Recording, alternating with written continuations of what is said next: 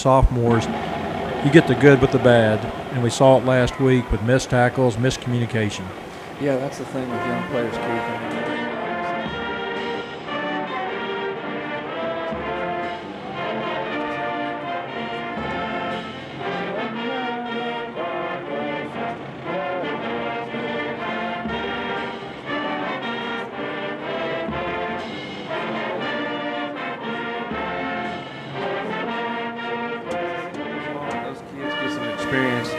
The defense is going to get better and better. I truly believe that. And, we do have a couple of seniors in the secondary and the linebacker position that can provide some leadership, especially with Darian Davenport coming back. But I think the future is bright on the defensive side of football. But, you got to remember a new defensive coordinator. It's only the second game under him, under Coach Cox. So we'll see if they continue to improve. And, Bo, as we talked about, one thing that a defense can't do, our player of the game last week, and deservedly so, was Mason Gregory. Your safeties can't make as many tackles in double figures as Bennett Wandale and Mason Gregory are doing right now. No, that's definitely not good. You want your linebackers to be leading in tackles, and you want your D linemen to have a bunch more tackles as well. I mean, Greenwood, they were able to score on 8 straight possessions through the second, third, and fourth quarter, so that's never good. I mean, they scored 45 points in the last 3 quarters. And that's just something you can't have. And it's like you say, the offense a couple of times, when Greenwood would score, we would answer back. And it's like, okay, just get a stop here and we can turn this game around. And we weren't able to get it. So that's something we're going to have to look at. I mean, Keith, one thing I noticed from the stats of the game, Greenwood had 2 receivers between the 2 of them, Luke Leonard and Thayton Dawson, 21 receptions and almost 300 yards between 2 receivers. And that's just too much. And I think it was a lot of the short passes we talked about. That for whatever reason, the Mavericks were just giving them too much cushion. We never could make a stop, and then when they caught the ball, we couldn't make a tackle. So that made for a long day last week. Hey, let Chris Dooley show you how insuring your home and auto with Shelter Insurance can save you money. We'll be back to talk about the Southside's opponent tonight, the Rogers Heritage War Eagles, after this. This is Southside Maverick Football on Spirit 106.3.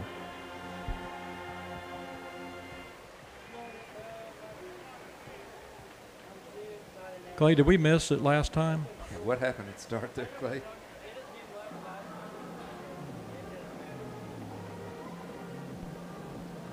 Yes. Yeah. I guess we didn't hear you say last commercial. We were just talking amongst ourselves up here, I guess. Yeah, we got verklempt up here. Yeah, we've got about 8 minutes, so we'll probably come back, talk about 3 or 4, run some more commercials, and be ready for kickoff.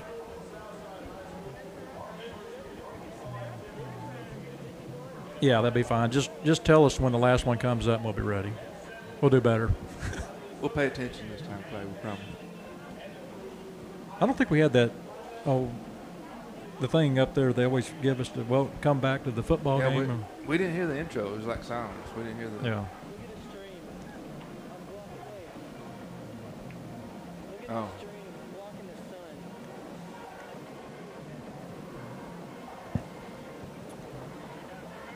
I thought there was one that, now let's go out to the stadium for tonight's game or something. Michael D. It's got to be hot over there. Oh, man. It's bright. You can't even look.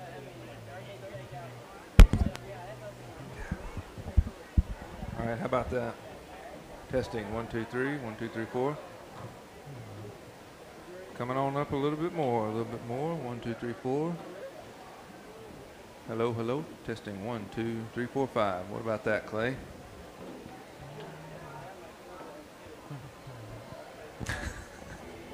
You're not inspiring me with a lot of confidence, Clay. You're not a professional like me. I know, I can't.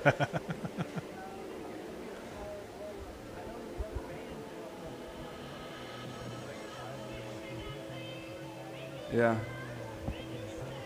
Yeah, that could be.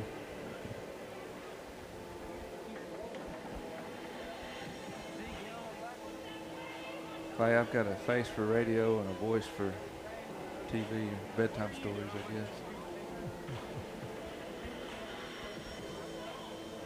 I'm not sure I have either, so. Does that say Pittsburgh State University over there? What is that? What are you looking at? That red and yellow banner over there on the other side. I see one for Bob Evans. Yeah, to the left of that. Okay. Last commercial. Get Thank you, sir. serious.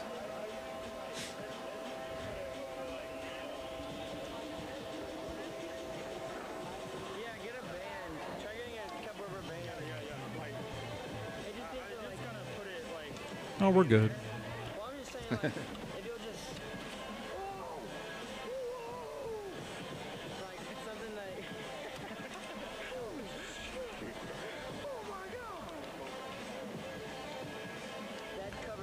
Welcome back to the Chris Dooley Shelter Insurance pregame show. Whether you're insuring your first home or your dream retirement home, call Chris Dooley. Bo, as we look at tonight's opponent, the Rogers Heritage War Eagles, it's a team, I guess you would say maybe in transition. First two ball games, they lose to Northside, 69-zip. Then they follow that up with a 48-14 loss to Little Rock Central. So it's a team that, obviously, by looking at the scores, you can probably put some points on these guys. But it's also a game, too, as Coach said, is don't get overconfident. Come out and play your game. Well, yeah, I think this game is going to be a little more about the Mavs than it really is the opponent. As Coach said, they're coming off a bye week, so they've got some time to prepare. They've got a little film on us that they can study. But as you mentioned, they've had some struggles on defense. Central, a couple of weeks ago, put over 500 yards of total offense up against them. And Central actually used a couple of quarterbacks and even ran it out of the Wildcat. So you can move it on them on the ground for sure. So I think the Mavs will have some opportunity. Ricardo Savoy's going to be back for this game. And, of course, he's been, he ran so good in the first game. So I believe Coach Williams will come out and try to establish the run first, and then he'll open it up with a pass and see what Gatewood can do in their secondary. Boy, you're exactly right. Southside really needs to kind of clean some things up and do what they can do. And you're right about Savoy. We saw that last week, a great touchdown run. He's had several crunching runs so far early in the year. You lose him. Jay Washington did a great job filling in, but you don't quite have that breakaway ability that you have with Savoy.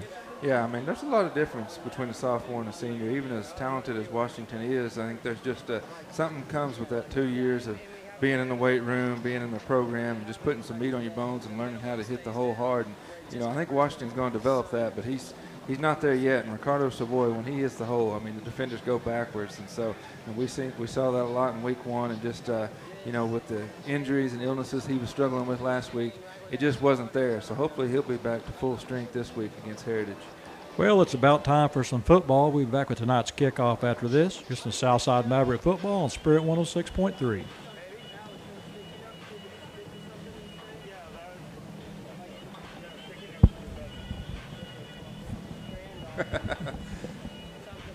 You can go ahead and do probably, what do you think, 2 minutes of commercials? Yeah, 2 minutes of commercials, then bring the opener in. We'll be ready. Who won the toss? Somebody did.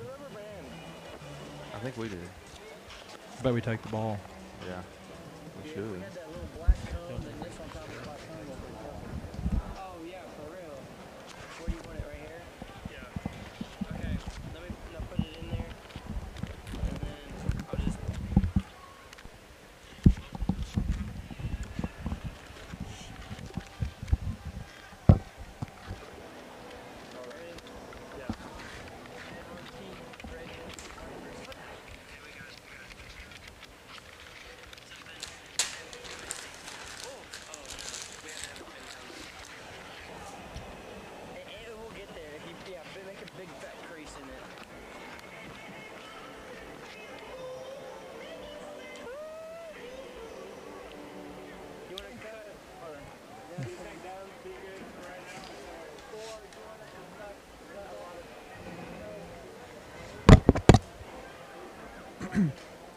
Time to switch glasses.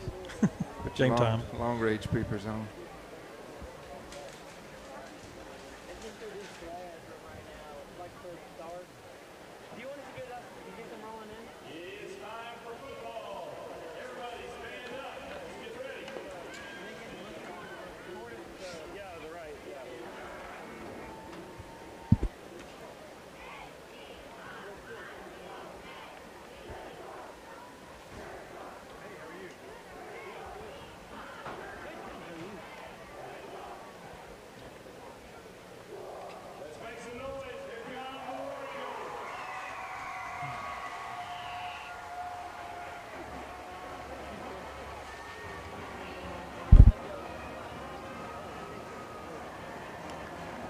Can you hear back there?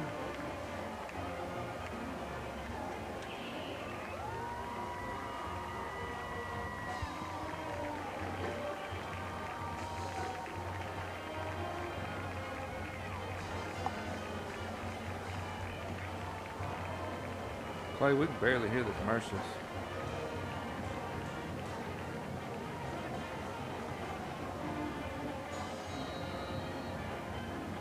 Can you hear me okay? I can hear you. Yeah.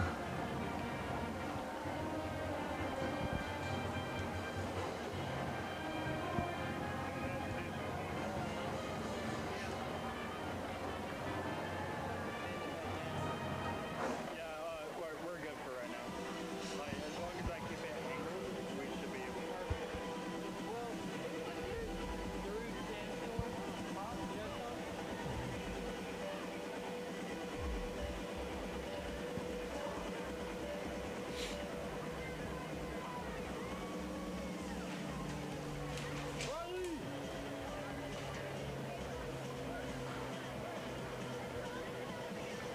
What a great inning for Southside Maverick football. Rogers will kick off to Southside. Kicking off will be Tony Hurtado. Back deep for Southside will be Jay Washington along with Ricardo Savoy. Bo, I'll tell you what, I'm ready for some football after last week. Yeah, absolutely. There's nothing better to get that bad taste out of your mouth than to come up and get a big win against the Heritage War Eagles. Here's the kick. It's going to come to Savoy at the 10-yard line. He catches it there. He's at the 15. He's at the 20, at the 25. He's at the 30, 35, 37, 38-yard line. Good return on the opening kickoff by Ricardo Savoy. It was a short kick. I'm actually surprised they kicked it in Savoy's direction, but that kind of tells you having him back on kick return, he's probably, if he's not 100%, I bet he's close or he wouldn't be out there. They're going to spot the ball at the 39-yard line. That's where Southside will start their opening drive. And, Bo, I think it's important for Southside. Obviously, they wanted the ball. They won the toss, took the ball. They want to get something early. Yes, sir. They know they have a high-powered offense, so they want to set the tone early, get some points on the board. Like I said before, I think they're going to go to Savoy and try to establish that running game. I don't think they need to do anything fancy. Just let the big Mav offensive line push the smaller defensive line of Rogers Heritage around, set the tone for the game. Heritage will come out in a 3-4 defense. Southside will come out 2 receivers, split short side of the field. Colt McBride on the wide side of the field, 2 backs in the backfield. That's Nathan Bogner along with Ricardo Savoy. Tay Gatewood calls signals, takes a snap. It's a high snap. He gets the ball. Swing pass out to Savoy. Has an open field across the 45. He's at midfield. 40, 35, 30, 25, 20, 15, 10, 5. Touchdown Southside. Well, that's how you start it right there, Keith. It doesn't get any better than that. As you mentioned, it was a high snap, and we've seen the Mavericks have a little bit of trouble, but Gatewood jumped up and reeled it in, tossed it out to Savoy, and he just had one man to beat, and it was good blocking by the wide receiver here on the near side of the field. And once he got past that defender, there was nobody going to catch him. Bo, the amazing thing about it was the fact that Savoy came out of the backfield. There was nobody there. Nobody even accounted for him. That was kind of surprising because, like we said earlier, I know they've got film on Savoy, and number 24 is a kid you got to circle if you're opposing defense. Connor Rose will check in for the extra point. Kel Sheets will hold the ball for the Mavericks. Ball is down. Your kick is up. And your kick is good. We got 11:44 to go here in the first quarter. Southside leads 7-zip. Be back with the Mavericks kickoff after this. This is Southside Maverick football on Spirit 106.3.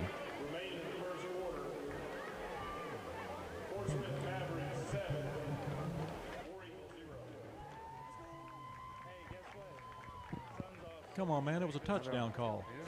Yeah. I don't understand from week to week how it changes because I'm like 2 clicks higher than I was last week on the deal. I cannot see the numbers. Who's back deep? That is 7 7. or 1? No, that's 7 this side. Welcome back to action. 11:44 to go here in the first quarter. Southside leads 7-zip. That was a one-play, 61-yard drive for the Mavericks. A swing pass out from Tay Gatewood to Ricardo Savoy. Savoy takes the ball, takes it to the house. Yeah, it was a great play by the Mavs, and just what they needed to start this game. Connor Robles will kick off for the Mavs. He lines his team up. He approaches the football. Here's a kick. It's going to be a short kick. It's going to land inside the 30-yard line. Will go out of bounds and Southside will be penalized there. Interesting call there, Bo. Really kind of going for the jugular. I think that was a play where maybe they wanted to kick the ball just a tad shorter and then try to run underneath it. Yeah, I think they outkicked their coverage just a little bit. The ball should have been just a tad shorter and a tad higher. Even still, it was a pretty good kick. It didn't look like it was going to roll out of bounds. Kind of rolled down the tick marks on this side of the field, and the War Eagles got lucky that it actually did bounce out of bounds because the Mavs were closing. Yeah, Ty Gracer was the one over there for the Heritage War Eagles. You know, and you're right. It was about one. We saw that last week with Greenwood letting the ball bounce like they did on a couple of times, and I think it just took one time before Rick Jones told the return man catch the ball and run. Exactly. Be first and 10 at the 35-yard line for Rogers Heritage. This will be their first series of the ball game. The quarterback is Zach Brown. In the backfield is Brett Lamont. They'll go two receivers split wide side of the field, one receiver short side of the field as Brown calls out signals. Here's a snap. It's a swing pass out. That's complete to Glacier. Glacier catches it. It's going to be hit and gets away. Will cross the 40-yard line up to the 41-yard line, gain of 6 on the play. He's driven out of bounds by Darren Davenport. Yeah, and it was a good job by the Mav defense. Wandell closed on it quickly, but wasn't able to make the tackle. But Darren Davenport right there backing him up. And they'll actually spot him back 2 yards. He stepped out of bounds at the 39-yard line. Keith, am I correct? I think that's number 3, Jay Washington, playing some cornerback over on the other side of the field. Well, D.D. Smith had some problems last week, stomach virus and such, so he may not be playing as much tonight. Don't know. They'll go strong left this time. Here's a rollout by Zach Brown. Cuts it inside. Will be hit by Davenport and dropped at the 42-yard line. Bring up third down, 3rd and 3 for the War Eagles. Excellent job by the defensive interior of the Mavs. And I don't, Zach Brown, he's kind of a tall, rangy kid. He's not a kid that's going to really beat you with his feet right there. So you kind of wonder about a call like that, design quarterback run up the middle. Well, Coach said that they may try a lot of options tonight to try to mix things up. Don't let Southside try to pin their ears back and go after him, because you're right, he's not real mobile back there. Rogers Heritage goes with 2 backs in the backfield. Brown takes a snap. Here's a handoff off the left side. He's going to be hit in the backfield. Mason Gregory gets him back there, and he'll be tackled, and that's Davenport cleaning up the play back at the 30-yard line. Mason Gregory coming on a blitz just zipped right into the backfield as soon as the ball was given to the running back, and he just had no chance right there. Very good job by the Mavs. And Zach Brown will be your punter. Back deep for Southside will be Jalen Coleman, will stand inside his 35-yard line. Brown stands back at his 23. It'll be, again, 4th down, 4th and 10. 10:25 to go here in the first quarter. Southside leads 7-zip. Brown looks over the alignment. Waits on the snap. Southside looks like they want to put some pressure here. Here's the snap, and he gets the kickoff, and it's going to hit at the 35-yard line. Takes the Southside bounce across the 40 up to the 42-yard line. Southside will have great field position on their second possession of the game at the 42-yard line. Yeah, we talk about the deep man, not letting the ball go, catching the ball. Jalen Coleman there decides not to make the fair catch, but gets a fortunate bounce. Takes a Mav bounce and didn't end up hurting us right there. It appeared like, too, on that play, they rushed Zach Brown a bit. It wasn't a great punt by any means, and they rushed him a bit. A good job by Coleman to let the ball hit. 1st and 10 Southside at their own 42-yard line. Gatewood calls out signal. Southside goes strong right with Bogner along with Savoy in the backfield. Here's the snap. Handoff off the right side to Savoy. There's a big hole. Crosses the 45. He's at midfield at the 45. Fumbles the football, but Southside jumps on it at the 43-yard line. Well, Keith, that's never good. You see a fumble at the end of a long run, but it was a really nifty run by Savoy, and the big holes opened up there by the Maverick offensive line. And the play was designed to go back to the right. And nice vision by your running back to cut it back to the left for a big gainer. Bo, I thought I was jinxing Southside by talking to Coach saying we had no turnovers in the first 2 ball games. So right. A fortunate bounce for Southside. Again, 1st and 10 at the Rogers Heritage 43-yard line. They'll go trip set wide side of the field. Gatewood waits on the snap. Here's the snap. It's a handoff to Savoy. Bobbles the ball. Will be hit as he falls forward down to the 41-yard line. And, Bo, they're doing a lot of the same things we saw 2 weeks ago against Bentonville West, high snaps. Yeah, it's a high snap and throw it off the timing, and that was actually Jay Washington in the ball game. And when Gatewood brought the ball down, it hit him in the face mask, and the ball popped up in the air, and Washington just grabbed it and took off. So we got lucky right there, Keith. Does that count as a pass? pass off of your own player's face mask. Washington will stay in the ball game, doing double duty again tonight for the young sophomore. Southside goes strong right this time. Gatewood calls out signals. Now man in motion. That's Schwartz. Here's a keeper. It's a pitch out at the 40-yard line. He's at the 35. He's at the 30. Inside the 30 to the 28-yard line. On the play for Southside, that is Connor Austin, the young sophomore receiver, checking in the ball game. Bo, I've heard a lot of good things about Connor Austin. Yeah, you see right there the kid's got some speed. He's a playmaker, and that was such a well-designed play because you had Washington going one way, you fake it inside, draw the defense in, and then Gatewood pops out to the left side of the field, and just a perfect pitch. The defender stepped up, and Gatewood hit Washington right in stride. Southside will go trip set to the wide side of the field. One receiver short side of the field with Washington in the backfield. As Gatewood looks to the sidelines to get the signals, 8:42 to go here in the first quarter. Southside leads 7-zip. Gatewood looks to throw, looks down the field, still looks, throws the ball's going to be complete. That's Colton McBride inside the 15 at the 13-yard line. Will be driven back and should be a flag on the play as he is driven out of bounds and, well, guess no flag. No, and he's having some words with the officials. As well he should. Hey, yeah, come on, man. Well, and the thing is, they should have blown the whistle way before that because they're driving it back. His forward progress was stopped 10 yards up the field, and they let it go. And then you can't blame the Heritage guys for hustling right there, even though he was tackled out of bounds. If you're the officials, you got to blow the whistle. Well, it started at the 13-yard line. They drove him back to the 25-yard line. Then the last guy hits him when he goes out of bounds. Yeah. An easy call, but nonetheless, it'll be 1st and 10 on a nice play for Southside as Gatewood calls out signals, waits on the snap. Here's a snap. Here's a fake handoff. Looks to throw. Throws the ball to the end zone. Touchdown, Southside. Nathan Bogner. And just another pass out to the running back out of the backfield, Keith. And the Mavs have utilized that little play pretty well, different from the swing pass that we just saw with Savoy on the last series, but still a very well-designed, well-executed play and a great job, I think, by the Mav O-line tonight, Keith, blocking very well. Gatewood's had all day to throw back there. Two nice drives for Southside. That will be a 4-play, 58-yard drive for Southside. And, Bo, I like what they're doing, mixing it up. We're seeing a lot of different receivers get in the ball game, get involved, and I think that's going to help us down the line as Connor Robles check in for the extra point. Kel Sheets waits on the snap. Here's the snap. Ball is down. Your kick is up. And your kick is good. 8:06 to go here in the first quarter. Southside now leads 14-zip. Be back with the Mav kickoff after this. This is Southside Maverick football on Spirit 106.3.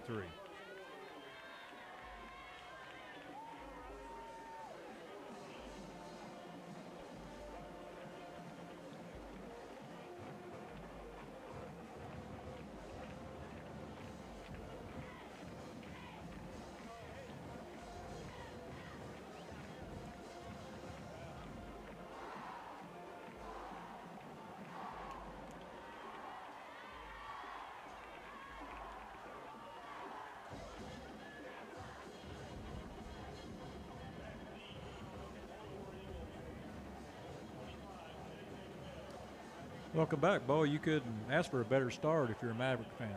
No, if you're the coach on the Mav sideline scripting the play, so far it's gone exactly how you drew it up. So, as you mentioned, mixing it up quite well with some different running backs, different receivers. So this is a good game to see what some of your young guys can do. Connor Robles will kick the ball for Southside. Approaches the football. Here's a kick. It's going to be a deep kick, going to come down to J.J. Webb at the 3-yard line. Webb takes off from the 5. He's at the 10. Is going to be hit and dropped at the 14. Great coverage by the special teams over there for Southside. That was Bennett Windell making the play for the Southside special teams. And, Bo, that has been one area, with the exception of the 2 missed extra points, I think the Southside special teams have played really well this year. Yeah, kick return, kick coverage has been very good. Yeah, as you mentioned, we've had a little bit of struggle with the extra points. Hopefully they'll get that cleaned up. But, yeah, as far as kick coverage and that sort of thing, we've been doing a great job holding opponents to poor starting field position. Zach Brown will check back in at quarterback. He works from the pistol formation. There's one back in the backfield. That's Brett Lamont. They'll go trip set short side of the field, one receiver wide side of the field as Brown calls out signals. Wants to throw the ball, throws an inside slant. It's going to be intercepted by Southside, making the play defensively for Southside. Let's get the number. I think that's Jalen Coleman coming up with the INT for Southside at the 23-yard line. It was, Keith, and the ball and the receiver and defender, all three met right at the same spot on the slant route. And Coleman just said, hey, this is my ball. I'm a stronger man, and ripped it right out of his hands. It was like a takeaway. Yeah, pretty much. And then after he falls to the ground, one of the big old linemen from Rogers Heritage jumps on him. He thought we were pro rules right here. But that's okay. Hey, as an old lineman, you don't get a chance to make tackles like that very much. I can tell you from experience, it's exciting. Yeah, Southside's had great field position tonight. Started their first drive on their own 39, second drive on their 42, this drive on the Rogers Heritage 23-yard line. Again, Southside leads 14-zip. They'll go with two backs in the backfield. That's Bogner along with Ricardo Savoy in the backfield. Now man in motion, that's Tyrese Solomon. Here's a handoff. Now a keeper by Gatewood, gets inside the 20s, inside the 15, will be driven out of bounds at about the 11-yard line. Making the play is Ty Glacier over there at the 11. Bo, it looked like he wanted to pitch the ball to Tyrese coming off the side, but saw an opening, made a nice gain. Yeah, he did, and then when he cut it up, Tyrese went ahead and made a nice block on the cornerback to spring him. So that's, Mav receivers have been blocking well so far this game. I like the change-up, too. Let's get these guys running the football. Again, 1st and 10 for Southside at the Heritage 11-yard line. Here's a snap, handoff to Savoy. He's at the 10, cuts it back inside the 5, works his way down to about the 3-yard line, where Isaiah Tibbs makes the play for the War Eagle defense. Will bring up second down, second and let's call it 1 from the 3-yard line. The Mav offensive line, they're playing like they did 2 weeks ago. They're imposing their will on this Heritage defense, just pushing them around, and it's 5 or 6 yards before Savoy even gets touched. You're going to check Darren Davenport in the ball game. This will be definitely a run package here on second down, second and 1 as Davenport will line up at. Thought he was going to be a tight end, but he'll be in the backfield. There'll be Bogner on one wing and Davenport on the other, waiting on the snap. Here's a snap to Gatewood. He'll walk in the end zone, touchdown Southside. That's the jumbo package, Key. They bring in Darren Davenport, and there was a huge hole right in the middle of the field. Again, great job by the Maverick offensive line. Gatewood just kind of walked right on in there. Well, so far it's been a good start for Southside. I think they're a little disappointed in the way things went last week, and they're coming out to play tonight. Yeah, Greenwood struggled, of course, against Northside, and they bounced back against us last week, and now we're doing the same thing, bouncing back tonight against the War Eagles. Connor Robles will check in for the extra point. Kel Sheets will be your holder. Sheets waits on the snap. Here's the snap. Your ball is down. Your kick is up. And your kick is good. 7 minutes to go here in the first quarter. Southside now leads 21-zip. Be back with the Mav kickoff after this. This is Southside Maverick football on Spirit 106.3.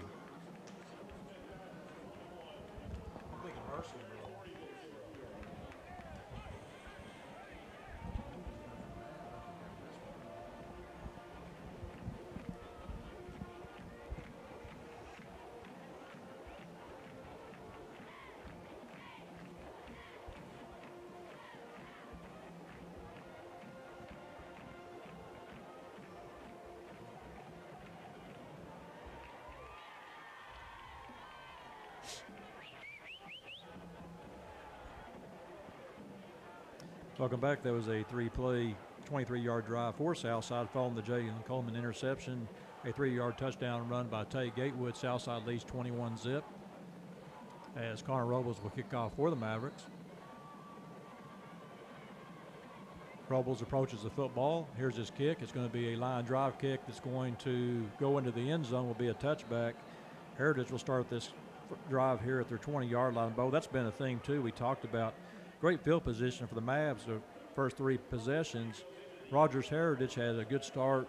First drive, 35-yard line. Last drive, 15. This drive will start on the 20. Yeah, you mentioned how good the special teams have done for the Mavs. Made a mistake with that first kick that kind of bounced out of bounds, gave them good field position at the 35. But other than that, they've been backed up, and the Mav defense has played well to take advantage of it.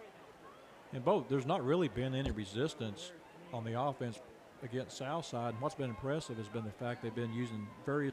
Yeah, it really has, I think, confused the War Eagle defense a little, and offensive line, like I said, has been playing great, pushing off the ball. Zach Brown calls out signals, takes a snap. Here's a handoff to Lamont. Lamont will get to the 25-yard line where he's brought down there making the play for Southside will be Bennett Windell. Brings up second down, 2nd and 5 for the War Eagles. And it looked like there was going to be an opening right there. There was a little bit of a hole he squirted through. It's a small running back, kind of hard to see. He got through there, but good play by Windell, wrapping him up and taking him down. And we've got another young sophomore in there playing outside linebacker for Southside is Dakota Wareham. works off the outside for the Southside defense as Heritage goes trip set wide side of the field. Brown rolls that way, looks down the field, throws the ball, going to be incomplete. A diving attempt over there for Rogers Heritage. That was Dylan Moore tries to make the catch. It goes incomplete, brings up third down, 3rd and 5 for the War Eagles. It was a good effort there by the War Eagle receiver, Dylan Moore. Kind of laid out. The ball was thrown out of bounds. He tried to keep a foot in, just couldn't come up with it. Again, 3rd down, 3rd and 5 for the War Eagles. Southside leads 21-zip, 6:20 to go here in the first quarter. Brown will have one back in the backfield, trip set to the wide side of the field as Brown calls out signals, takes a snap, looks to his left, throws the ball deep down the field, has an open receiver, and that was Dylan Moore, tries to make a diving catch. Bo, what they basically did, they did a pump fake. D.D. Smith bet on the pump fake, and if Moore catches that ball, it's a touchdown. Hey, that was the old out and up, Keith. They ran the exact same play they did previously, a 10-yard out that Moore stretched out and couldn't make the catch. Came back to it, and this time they faked it, like you say, and then he just streaked down the sideline, and he was wide open if he could have come up with that catch. Brown will punt the ball away, stands at his own 13-yard line. Jalen Coleman back deep for Southside. Here's the kick. It's a good kick. It's going to actually go out of bounds. Let's see where they'll spot the ball. Looks like it's going to be spotted. He will walk up to the Heritage 49-yard line. That's where Southside will start their 4th drive of the ball game. And Bo, so far, not run a lot of plays for Southside, but great results. Yeah, so far. And, I mean, your defense, like we mentioned, struggled last week, and they've come up big. Heritage has had the ball 3 times. You've had 2 3-and-outs and an INT, so that's about as good as you can do. Previous drive started at the Rogers 23-yard line. Southside goes strong right this time with Ricardo Savoy in the backfield along with Nathan Bogner. Here's a snap to Gatewood. Gatewood looks down the field, wants to throw the ball, has all day to throw, has an open receiver at the 35-yard line. That's Colton McBride, will be tackled at the 32-yard line. And, Bo, that was a play. The ball was just a tad high, but it's always nice. It's like having a big first baseman in baseball. Exactly. 6'4" receiver just effortlessly reaches up and catches the ball. Yeah, you almost can't throw it too high if you throw it in his direction. And Colton McBride, he's picking up right where he left off. Coach was calling for him, said he was going to have another good game, and we're seeing it. The offensive line playing great so far. Yeah, I mean, Gatewood has not been under any pressure yet. 1st and 10 Southside at the Rogers Heritage 32-yard line. Here's the snap, a handoff to Savoy's at the 30, at the 25, will fall forward down to the 23-yard line. Will bring up 2nd down, 2nd and 1 for the Mavericks. Well, if you can run for 9 yards on your first down, that's good, Keith. That opens up the playbook right here on 2nd and short. This might be the one, if I were calling a play, 2nd and 1, Tyree Solomon on the post right here. Again, 2nd down, 2nd and 1 for the Mavericks. Gatewood takes a snap. He will throw the ball over the middle. It's going to be incomplete. The ball was a bit behind Eric Swartz at about the 14-yard line. Will bring 3rd down, 3rd and 1 for Southside. Yeah, interesting play call. You were calling for Tyrese on the post. He was lined up in the slot. I think that would have been a good play, or maybe McBride to the corner of the end zone lined up on the outside. Well, you've got McBride lined up over there, and that's Dragan Blackwell, a young sophomore over there. Not real tall. You got a definite mismatch. Again, 3rd down, 3rd and 1 for Southside. Here's a handoff to Savoy. He's going to have the first down. He fights forward, gets across the 20, will work his way down to the 16-yard line. And, Bo, tell me the difference between this year and last year with Ricardo Savoy. He is running so hard. He is. He's running tough, and he is the feature. He's the guy this year. He is the feature back, and he's playing like it. You know, you just have to give the credit, I think, to the Maverick coaching staff and the strength and conditioning coach. Whatever they're doing in the weight room has worked, because he's overpowering the Heritage defenders right now. He looks down from about the hip on down like he's gotten a lot bigger. 1st and 10 Southside. They go with 2 receivers split wide side of the field. Now Bogner in motion. Gatewood rolls that way, throws the ball over the middle. It's going to be almost intercepted over there. A diving attempt by Ty Glacier. The ball goes incomplete at the 3-yard line. And Bo, that was a tough throw for Gatewood on the move. Yeah, he was rolling to his right, and it was, kind of thrown. It was an out route to Tyrese, and it didn't seem like Tyrese. It didn't look like a good pass to me, Keith. It didn't seem like they were on the same page right there. We saw a lot of that last week with the receivers. At this time, Southside goes 2 receivers either side of the field.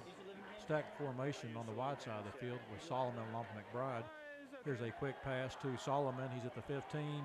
Gets outside, will be tackled at about the 11. Going to have a face mask at that point. And see Tyrese on the ground taking his helmet off. yeah, it looks like Tyrese may be injured on the play. Let's see, he's down on the play, and with that injury, we'll take a timeout too. This is Southside Maverick football on Spirit 106.3.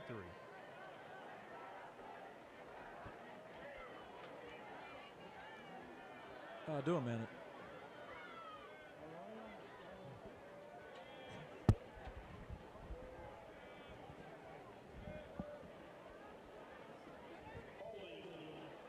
Against the Mavericks.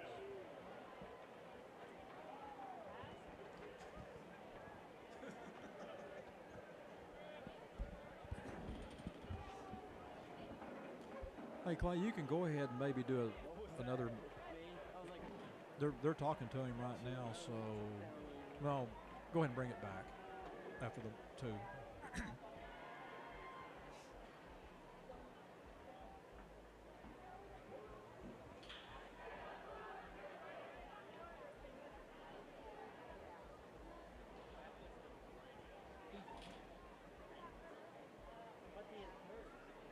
Somebody is hurt. Oh, I want to put it in.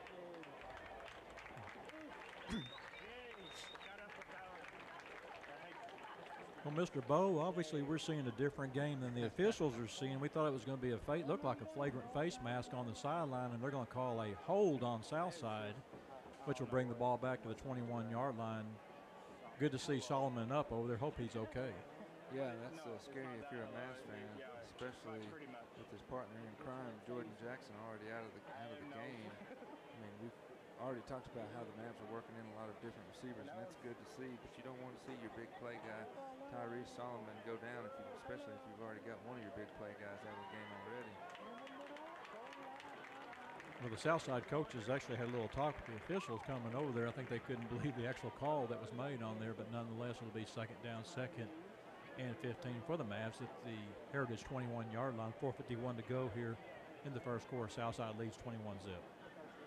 Yeah, and that was a strange penalty, Keith, because he took the face mask that we saw right out of bounds, and they threw the flag right at his feet, so it seemed like a clear call, and I didn't see any holding on that play, but I guess they're a little closer than Connor Austin will check in for Southside. Southside again, it's kind of interesting to see the formation. You've got Eric Schwartz along with Josh Hannon over there for Southside. And here we see these different receivers lined up. And Connor Austin, so you got a whole new look from what you were expecting. Gatewood waits on the snap. Here's a snap to Gatewood. It's a handoff to Savoy, cuts it back inside the 15. We'll get back down to about the 12-yard line. It's such a luxury to have when you're second and long. You run a inside draw to your running back, and he was able to pick up almost 10 yards on the play. They'll bring up third down, 3rd and 6 for the Mavs. And Bo, I think you're almost in a position here where you probably could actually still run the football as Nathan Bogner checks back into the game for Southside. Yeah, with Savoy on the field, you can always run the ball. It really doesn't matter what the down and distance is. Gatewood calls out signals, waits on the snap. Here's the snap. He wants to throw the ball, and now we've got a whistle on the play. This may be a procedure penalty on Southside. Yes, it will. We'll make it third down, 3rd and 11. They'll bring the ball back to the 17-yard line.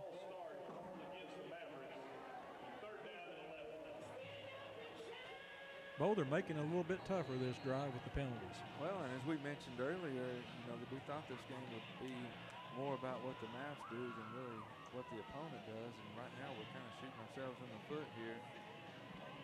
We mentioned last week we had trouble with some penalties, and here we go again. Gatewood calls out signals. Looks like a blitz coming here for Heritage. It's a high snap, a quick pass out to Savoy, and the ball's incomplete. The pressure got to him that time, Bo, but what hurt that play again was the high snap. Savoy was wide open in the flat. He catches the ball. It's a battle for the end zone. Yeah, it's a touchdown, I'm sure. And the high snap caused Gatewood to get off his timing. Even though the rush was on him almost immediately, if that would have been a good snap, he wouldn't have had to just wing it out there and throw it over Savoy's head. He would have delivered a strike that would have led to a touchdown. Connor Robles will attempt a 34-yard field goal. The ball will be spotted on the right hash mark. as Kel Sheets waits on the snap. Here's a snap. Your ball is down. Your kick is up. Your kick is good. We've got 4:01 to go here in the first quarter. Southside now leads 24-zip. Be back with the Mav kickoff after this. It's the Southside Maverick football on Spirit 106.3.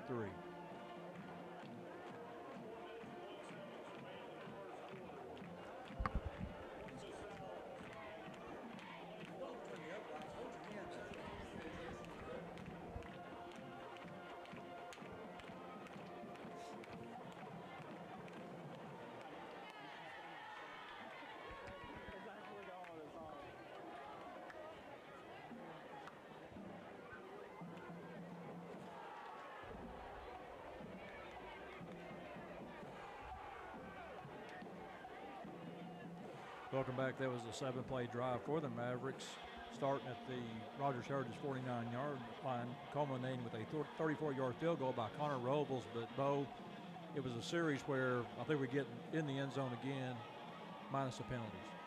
Yeah, it's just kind of bogged ourselves down on that. We had a pretty good drive going, mixing it up, running past pretty well, and just seems like we can really move the ball against the War Eagles at will unless we stop ourselves with the penalties.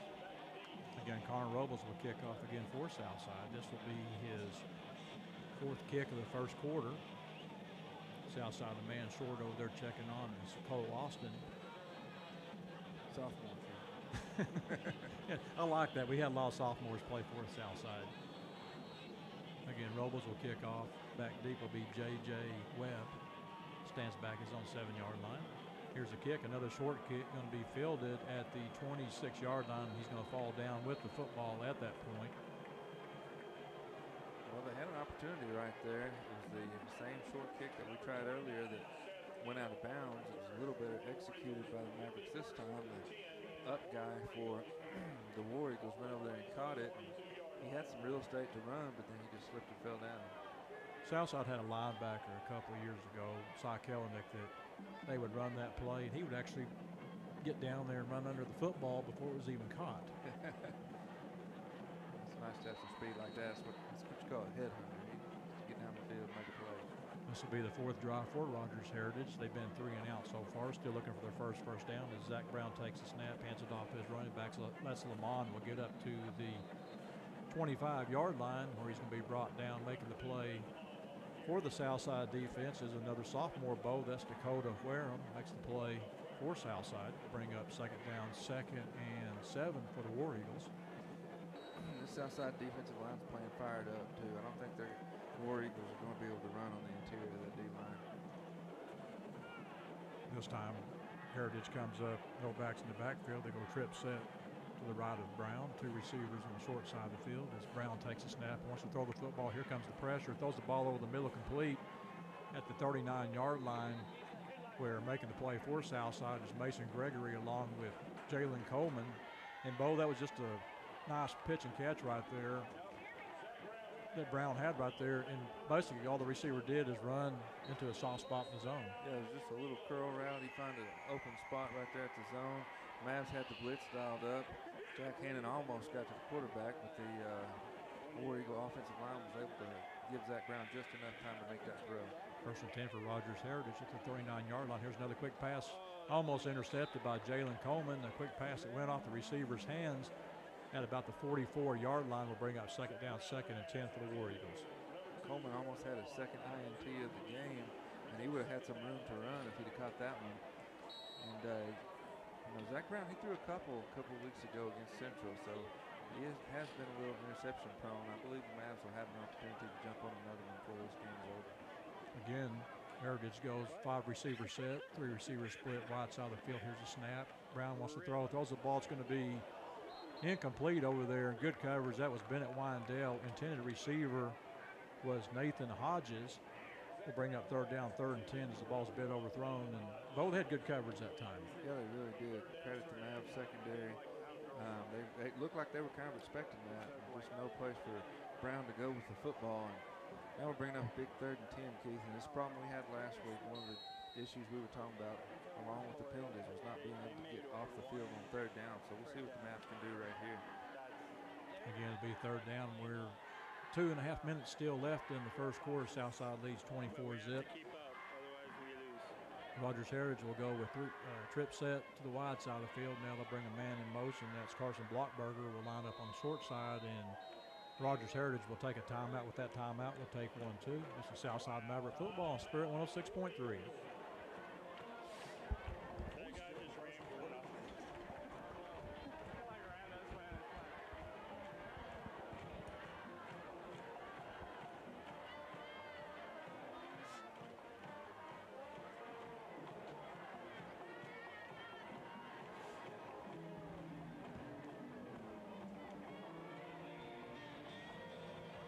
I'll go into a minute.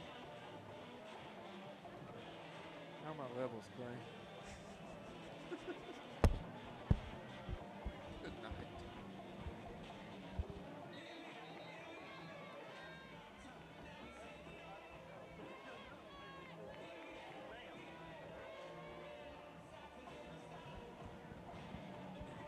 Well, got it pretty close.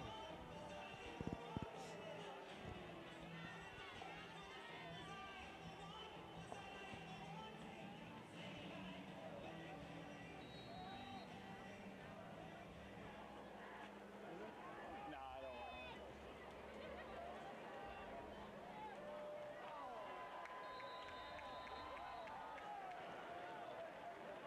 Welcome back to action. As we get back to action, Zach Brown throws the ball. It's a inside pass intended for Dylan Moore, and I believe they're going to call interference on D.D. Lewis. Looked like Bowie had his hand wrapped around his back.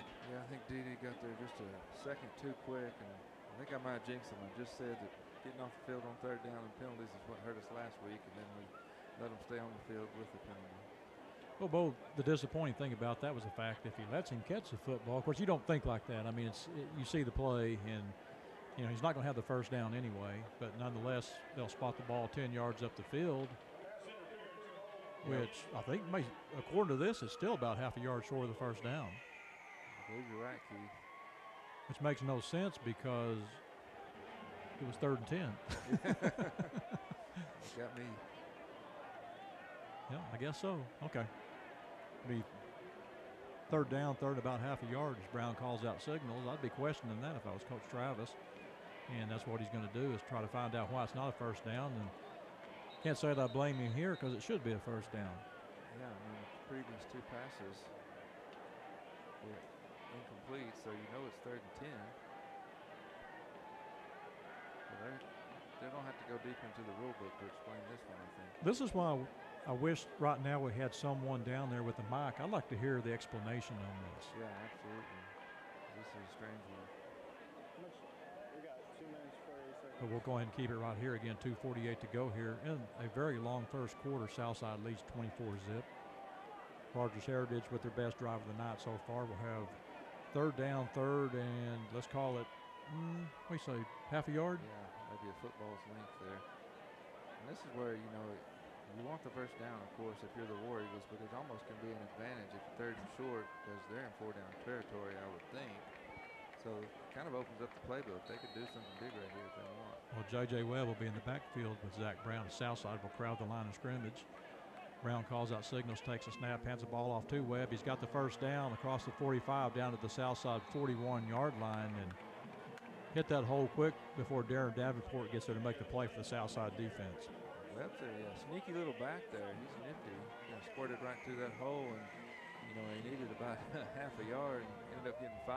So it was a good play by the War Eagles. Well, what makes that play work is the fact that you come hard on the blitz, and if he can find just any opening, he's got a chance to take it to the house. A good play by Davenport. Here's handoff to Webb again, going to be hit and is going to lose maybe half a yard on the play, bring up 2nd down, 2nd and 11. Martez Gaston leads a charge for Southside, along with, I think that's number 12 out there. Cole Altus playing defense for the Southside Mavs, former tight end. Yeah, doing a good job. And the Mavs had a stun on right there. They were in the backfield. It looked like just as soon as the ball got there, there was just no chance for the War Eagle running back at all. Seeing a lot of different faces out there tonight, Bo. I mean, after last week, you watch the film, you want to make some corrections, and it's good to see some of these other guys get in the ballgame and making plays. Again, 2nd down, 2nd and 11 for the War Eagles. Zach Brown calls out signals, takes a snap, wants to throw the ball. Here comes the heat. He avoids the pressure, is going to get inside the 35 down to about the 33-yard line. And, Bo, they had him back at about the 37. He stops, makes a nice move, gains more yardage. Yeah, he did, and I have to correct myself from earlier. I said he was not the most fleet of foot, and he wasn't on that play either, but he made just enough of a move to make the Maverick defender miss. It almost, I hate to say it, but it looked like it happened in slow motion, but it worked. It'll be third down, 3rd and 2, actually a long 2 for Rogers Heritage. Again, I have one back in the backfield. That's Lamond. As Zach Brown calls out signals, Gaston comes in the hole, wants to penetrate. Here comes a handoff to Lamond, going to be hit. May get back to the line of scrimmage, making the defensive play for Southside. That's Jeremiah Van Hook. Will bring up 4th down, 4th and still 2. Van Hook is 6'1", 225 pounds, and I'm not sure the War Eagle running back would hit 150. He looks like a giant smothering a little running back right there. War Eagles will go for it here. They'll have Brett Lamond in the backfield, along with the quarterback, Zach Brown. 2 receivers split either side of the field. As Brown looks to the sideline, we've got 10 on the play clock. Brown calls out signals. Waits on the snap. Southside holds ground. It's a rollout by Brown. Throws the ball. It's going to be intercepted at the 40-yard line. That's Jalen Coleman at the 45, 40, 35, 30, 25, 20, 15, 10, 5. Touchdown, Southside. Excellent job by Jalen Coleman. We said it earlier. The second on the day, and he had some real estate when he saw that one, and it was just a great break on the ball, Keith. He anticipated where that ball was going, and he actually caught it in stride, and boy, once he got into the open field, he was gone. Bo, I'll just say this, and I can probably say this right now. He's going to make it easy when we name our Spirit Defensive Player of the Game right now if he keeps this up. Unless something crazy happens, it's going to be an easy call for that award. 2 INTs tonight, 1 for a touchdown, and that's got to be a backbreaker right there. As Rogers Heritage best drive of the night. Southside actually gets points out of it as they'll attempt the extra point here. Colin Robles checks in along with Kel Sheets. 12 seconds to go here in the first quarter. Southside leads 30-zip pending the extra point. Robles' good game tonight. Don't want to jinx him, but 3 extra points, and here's the other one up, and it's good. Southside now leads 31-zip. Be back with the Maverick kickoff after this. This is Southside Maverick football on Spirit 106.3.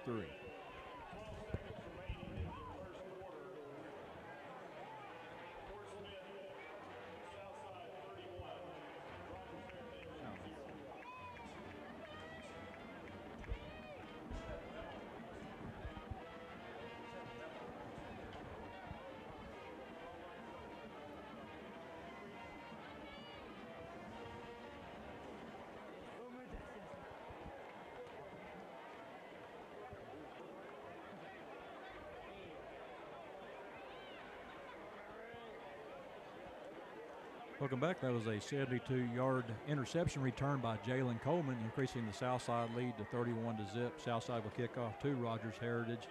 And, Bo, that definitely has to be a backbreaker for Rogers Heritage. Best drive of the night here in the first quarter for them, and ends with an interception touchdown. Yeah, that hurts right there because they were actually moving the ball on us, mixing it up really well with the running pass, and then we end up getting a huge pick six. And here it is 31-0. We still got time left in the first quarter. Back deep for Heritage will be Luke Williams along with J.J. Webb, as Connor Robles will kick off again for the Mavs. Robles looks over the alignment, now approaches the football. Here's a kick. It's going to come to, actually going to go in the end zone, will be a touchback. Heritage will start this drive on their 20-yard line. And that's another area, Bo, we talked about. Special teams, the opening drives for Rogers Heritage has not been good here in the first quarter. No, they've had the entire field to have to make it through. And, you know, the Maverick defense, they've played very well. Just not giving up any big plays. We saw a drive, you know, the very first drive, or maybe the second drive, we saw a War Eagle receiver get behind the defense, and he wasn't able to come up with the catch. But other than that, we limited their big plays, and they just haven't been able to do anything against the stingy Maverick defense. The 1st and 10 for the War Eagles, probably be the last play of the first quarter. As Zach Brown calls out the signals, we'll have Brett Lamond in the backfield. They'll go with a 2 tight end set here, 1 receiver split either side of the field. Brown takes a snap, hands the ball off to Lamond, going to be buried in the backfield back at the 16-yard line. making the play for Southside. I believe that was big old number 94 Southside, Luke Richardson. That'll be the end of the first quarter. At the end of one quarter, Southside leads 31-zip. Be back with the start of the second quarter after this. This is Southside Maverick Football on Spirit 106.3.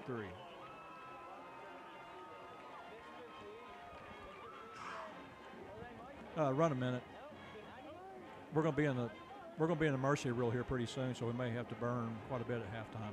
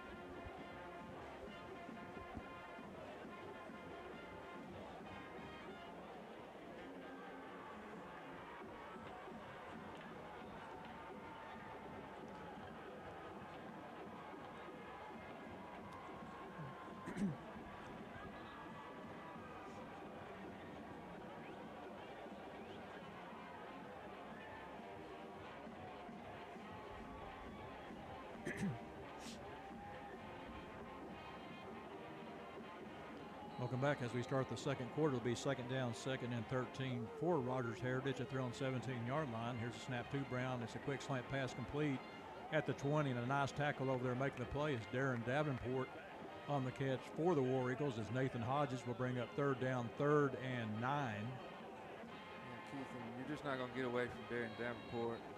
It was a short little slant pass, and as soon as he caught the ball, Darren grabbed a hold of him.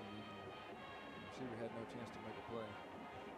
Rogers Heritage will go with two receivers either side of the field, one back in the backfield. That's Webb, along with the quarterback, Zach Brown. Brown takes a snap, wants to throw the ball. Here comes the heat. He's going to tuck it and run, going to be hit and dropped at the 24-yard line. Bo, give credit to the secondary. They are really doing a great job. You combine that with the defensive line getting some heat on Zach Brown, he's got the happy feet right now. Yeah, he does, and just nowhere for him to go with the football. As you said, good job by the Mavs secondary, playing tight coverage and just covering up these War Eagle receivers and forcing Brown into some bad decisions. They'll punt from their own 24-yard line as Zach Brown stands back at his 12. Jalen Coleman back to receive the punt, stands his own 44-yard line. Here's the kick by Brown. It's going to hit and takes a nice bounce for Heritage inside the 25-yard line down to the 21-yard line. That's where Southside will start their drive. That's the worst field position of the night for the Mavericks. Yeah, and I think it almost looked like Coleman lost the ball right there. He was running across the field, and the ball was coming down, and it hit right behind him. So I think he might have lost that one in the lights.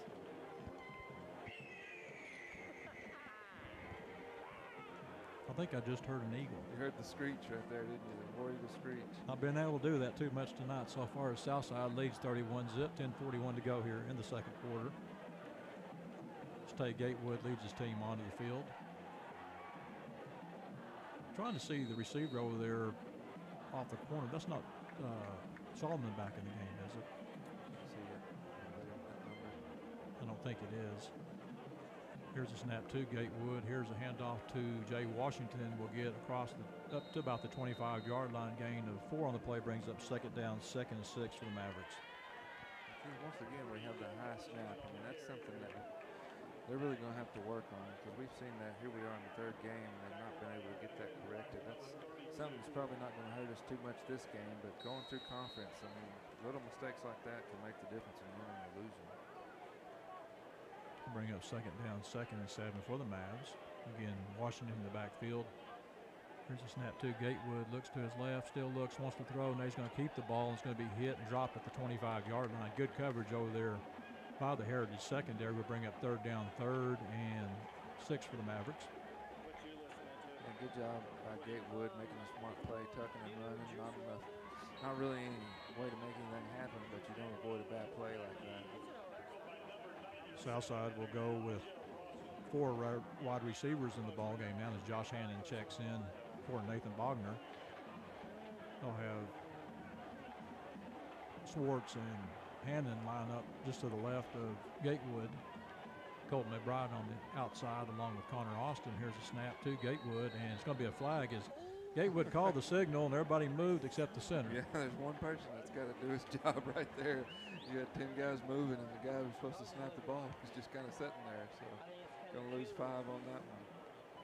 Both, there's been a downer in the first half, and you can't say there's been a lot ahead 31-zip, but it's got to be the penalties. Yeah, I mean, we've had a few penalties and just kind of unnecessary. I mean, one of them was the holding penalty that neither one of us saw, so I can't really comment on that one. But yeah, we've had some motion penalties that kind of hurt us, and then we had some penalties on D that let the War Eagles string together a pretty nice drive. Again, third down, 3rd and 11 for the Mavs. Here comes a blitz.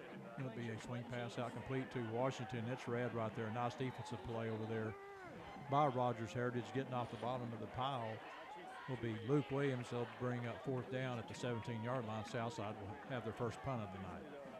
Yeah, it's kind of a tough play. You've got your tackle on the end swinging out, trying to kick out the corner on that play, hopefully to spring your receiver underneath. And if he gets out there and makes that block, you probably got a big play. He just didn't get out there quick enough, and the War Eagle corner closed much quicker than our O-lineman could get out there. The two themes that have hurt Southside, the two drives they didn't get in the end zone, are penalties. Both penalties. As Adam Puckett will punt the ball away for Southside. Jay Webb back deep for the War Eagles. Here's a punt. It's a low-line drive punt, going to hit and go out of bounds at around midfield. They'll spot it right at midfield. That's where we're actually going to work up to about the 48-yard line. This refereeing crew is a little bit slow, but we were kind of laughing on the extra points and on the field goals. They look at each other, think about it, and then give a signal. Yeah, I mean, the extra points, that's kind of an easy one to call. You look up, and if the ball goes to the upright, you throw your hands up.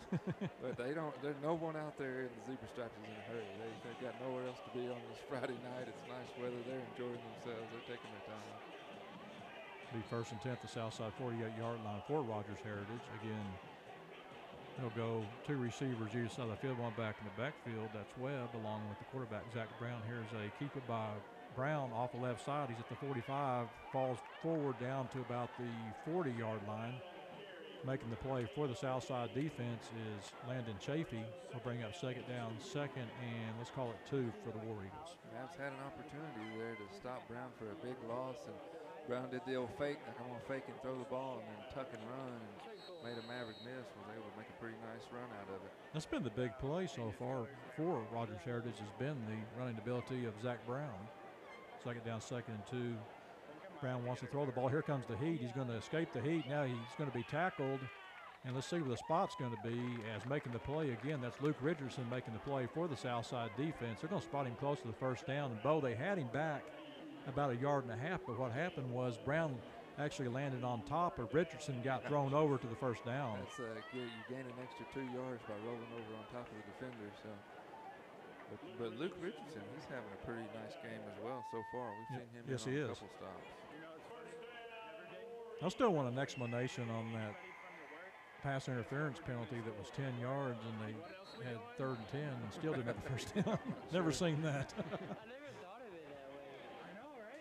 It's like Be 1st and 10 at the Southside 38-yard line, 7:09 to go here before half. Southside leads 31-zip.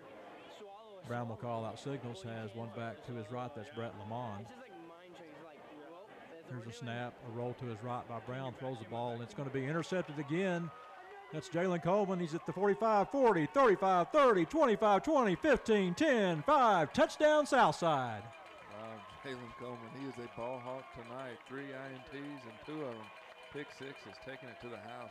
This kid is, it's like he scouted Zach Brown. He knows this kid's tendencies. Well, that ball tends to hang. He's trying to throw across the field, which is that's not Zach Brown's strength, and you can see that. And they've tried it twice now, and he's just waiting out there like an outfielder, just plays the passing lane, makes the catch, takes it to the house. And, Bo, maybe that's the plan here for the Mavericks in the 2nd quarter is maybe get a couple penalties on offense, give the ball back to Heritage because they've scored 2 touchdowns in the last 2 possessions with interceptions. I guess so. The Mav defense is going to end up with more points than the Mav offense at this rate. They're doing an excellent job over there on D, and we called for them. We said last week they didn't play well, and they're playing great this week. Connor Robles will attempt the extra point. Kel Sheets on the hold for Southside. Ball is down. Your kick is up. Kick is good. We got 6:46 to go here before half. Southside now leads 38-zip. Be back with the Maverick kickoff after this. This is Southside Maverick football on Spirit 106.3. You're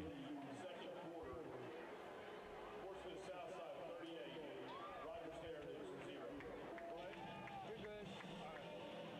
Did I hit you in the arm? Oh. You're straight. Man. Go backwards. That's the best.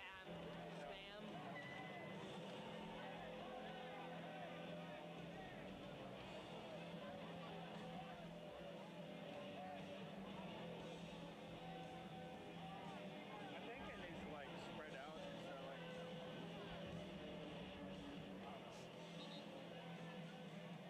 That was a 62-yard touchdown interception return by Jalen Coleman. And Bo, if you're Zach Brown, good news, bad news. The good news is you've got 2 touchdowns. The bad news is it's for the other team.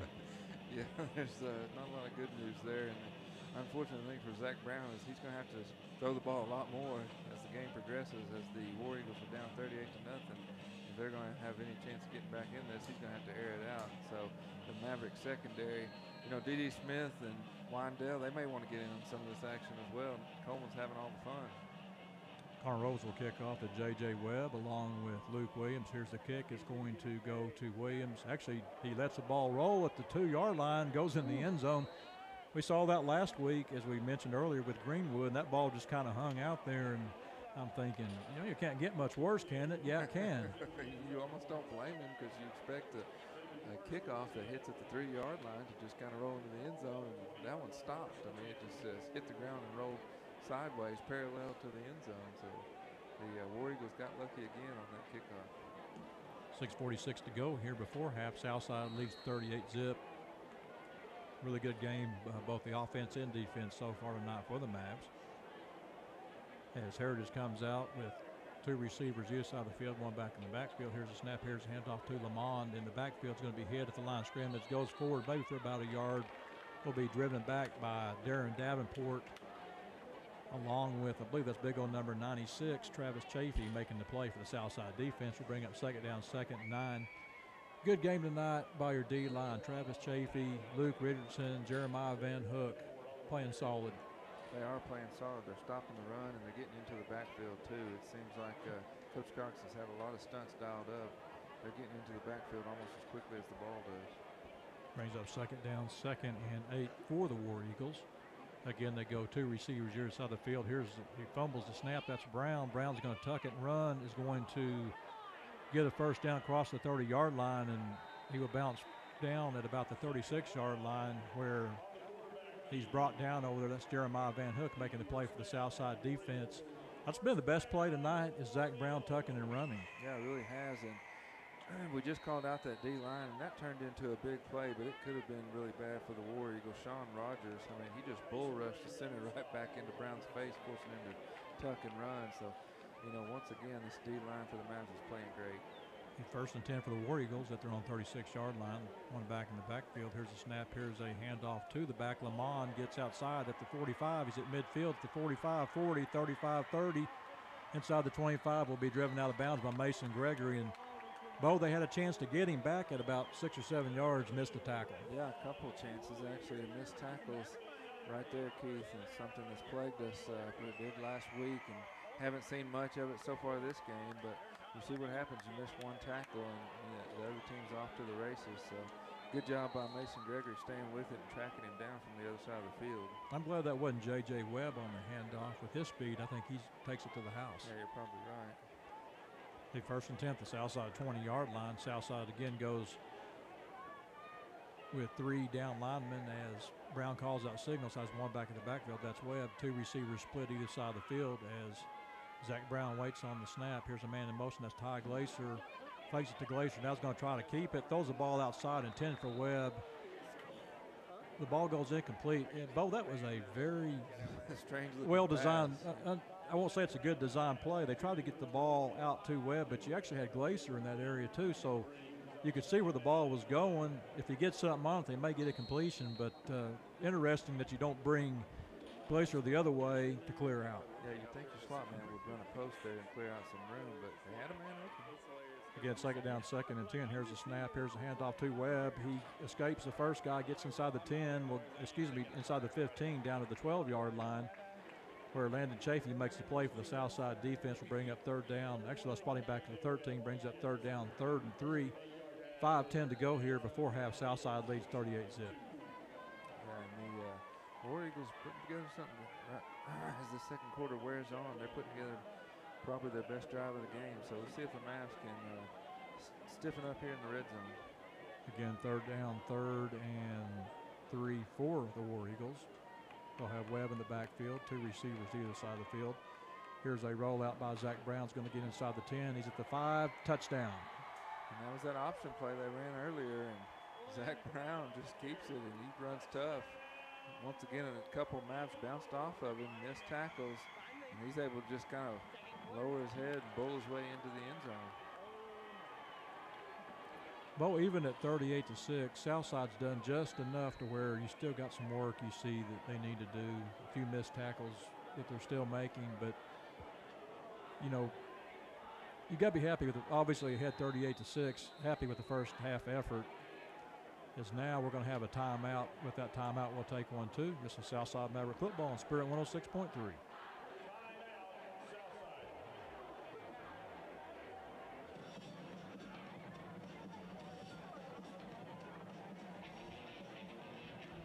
We can go ahead and do a minute. How are we doing on the commercial?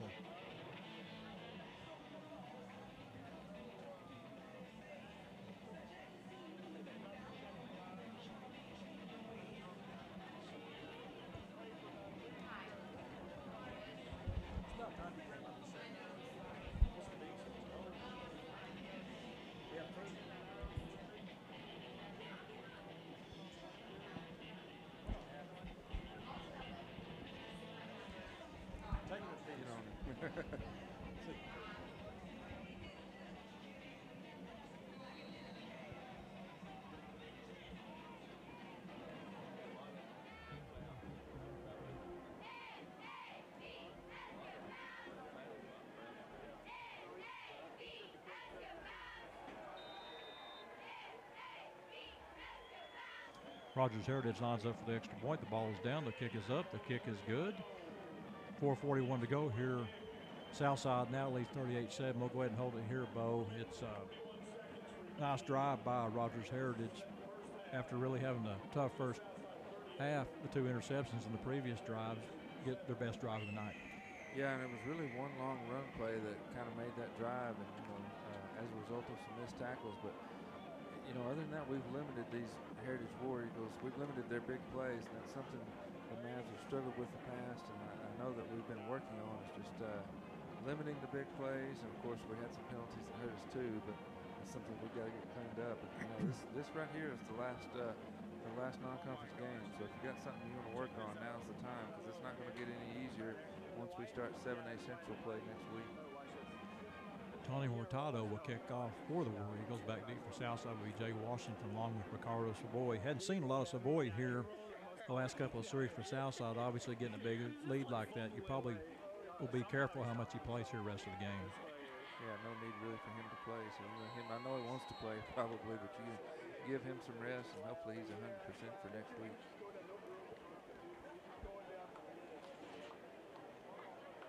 Hurtado will line the ball up.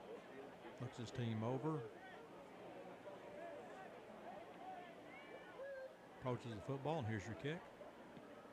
It's going to be a short kick, going to be fielded by Southside at the 20. You know it's going to be fumbled by Southside and recovered over there. Making the recovery for Southside is, I believe that's Cole Altus. Yeah, making the play. And, that could be disaster right there. That could have been bad, and just happened to take a very fortuitous bounce right up into Cole Altus's chest, and he was able to snatch that ball and go to the ground. But it was basically happened exactly how the War Eagles wanted it to happen. They do that little pooch kick to the up man, hoping that something like that, a fumble, a guy who's not used to catching it, is going to muff it, and he did. But just Mavs got lucky, and the ball bounced their way. That was an 8-play, 80-yard drive for Rogers Heritage, culminating with a 12-yard touchdown run by Zach Brown. As Gatewood calls out signals, takes a snap. Here's a handoff to Savoy back in the ball game. Will be hit and dropped after maybe a yard gain. kind of surprising right there. No movement whatsoever. You see the little D lineman there getting up, shaking his head from the Heritage War Eagles D line. He made himself a play. Well, you got to give them credit, though, down 38-zip. I mean, you could quit, go home, but they're not. No, they're not. They're hanging in that's there. a sign of a good coach, and Tony Travis keeping his kids in the ball game. Again, second down, 2nd and 9 for the Mavericks. Here's a handoff again to Savoy. Crosses the 30. He's at the 35. He's at the 40, 45, 50, 45, 40, 35, 30, 25, 20, 15, 10, 5. Touchdown, Southside. What a play by Mr. Savoy. I mean, he broke the line of scrimmage, cut to the outside. The War Eagle safety had the angle, and Savoy just turned on the jets. He put it into high gear and just ran away from him. Yeah, Bo, that was Savoy. And the interesting thing was, I believe it was about the 45-yard line. Looked like the defender had the angle, and it's just like jets were turned on. Yeah, it really was. I mean, it just he was like, I can go this fast, or I can go a little bit faster if that's what it's going to take. And I think that's what he did. Is Connor Robles will check in for the extra point. Kel Sheets on the hold. And Bo, I think Southside will really play out hard here the first half. We'll be in the mercy rule going into halftime if they keep a 35-point lead as Robles waits for the extra point. Ball is down. Your kick is up. Kick is good. We've got 3:55 to go here before the half. Southside now leads 45-7. They'll be back with the Maverick kickoff. This is Southside Maverick football on Spirit 106.3.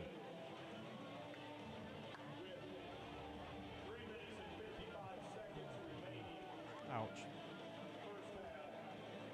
36. I thought you just said we had 20-something. They're multiplying. Did you find some more?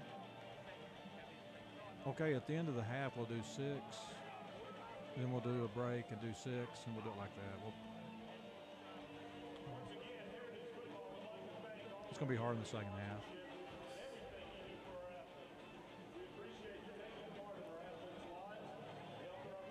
Welcome back. That was a 2-play, 74-yard drive for the Mavericks, a 73-yard touchdown run by Ricardo Savoy. And Bo, it is just fun to watch him run with the football. Yeah, he's an exciting player. I mean, just every time he touches the ball, it seems like he has an opportunity to take it to the house. And it doesn't matter if it's an inside handoff or a swing pass. Just if the ball gets into his hands, he's dangerous.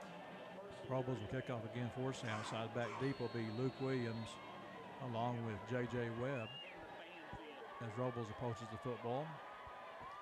Here's a kick. It's a high kick going to come down to Webb at the 8-yard line. He crosses the 10. He's at the 15, has a hole at the 25. He's at the 30.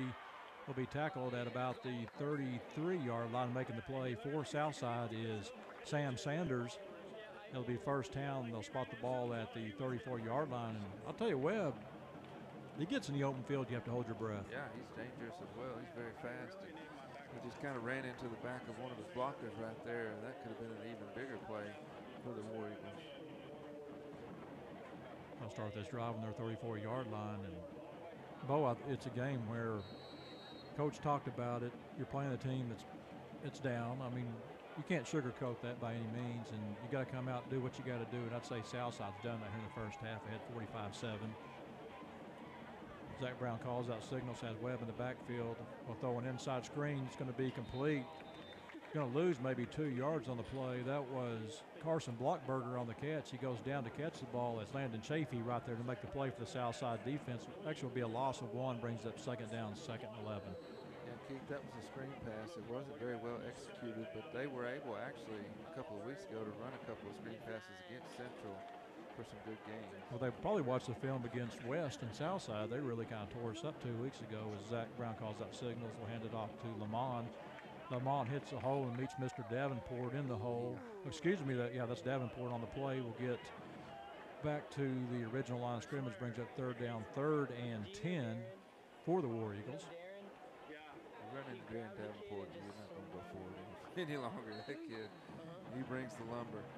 Yeah, and he's just going to get better each game, getting back in the flow of things. He struggled just a bit last week, but had a really great game 2 weeks ago against Bentonville West. And, yeah, if you're going to run that football, you're going to meet the irresistible force right there. Brown calls out signals, takes a snap, wants to throw the ball. Here comes the heat. Here's the pass over the middle, going to be incomplete. And an intended receiver over there was Ty Gracer. Will bring up 4th down for Rogers Heritage. We've got 2:32 to go here. Southside leads 45-7. Wandell brings a big hit from the safety position, but the War Eagle receiver really has no chance to make that play. That's what I like my safeties to do is I want the receiver to know that Mr. Wandell and Mr. Gregory are back there. Exactly. That's the old Ken Hamlin maneuver. You run across the field, we're going to let you know we're here. It's my house. Here's the punt by Brown. And back deep this time is Colton McBride. The ball will go inside the 20. Will be down at the 14-yard line. And, boy, we got two of them going at it over here. That's Mason Gregory along with Isaiah Tibbs. And we've got a flag on the play. I'm going to assume this is going to go both ways. But what we've seen tonight, I don't know. Yeah, I mean, Mason Gregory was kind of already going back toward the Maverick sideline when the flag was thrown, so I don't know. And Tibbs here is obviously upset. He threw his helmet down over here on the sideline, and then he got a polite conversation with the coach. So we'll see what the call is. See what the call is going to be as the referee will make a call. Looks like it's going to be on Southside.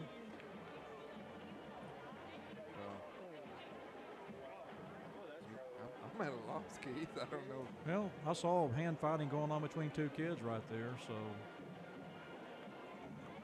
Yeah, I guess there was just something maybe that Gregory said that they didn't like. The call went against us, but oh well, it is what it is. They'll bring the ball back to the 8-yard line. The thing is, it's not that big of a penalty, and the fact that you only lose 6 yards on the play, so it'll be 1st and 10 for Southside at the 8-yard line, as we've got 2:20 to go here in the first half. Southside leads 45-7. Bo, I was just thinking, I'm trying to see if Savoy's in the game. We might get, no, they've got Washington in the game now. Southside will go 2 receivers either side of the field. As we have Rick Ashley playing on the PA as Gatewood calls out the signals. I like that song. Here's a snap. Gatewood looks to throw the ball, looks down the field, throws it, going to be complete. That's Colton McBride at about the 13-yard line. And we've got a whistle on the play.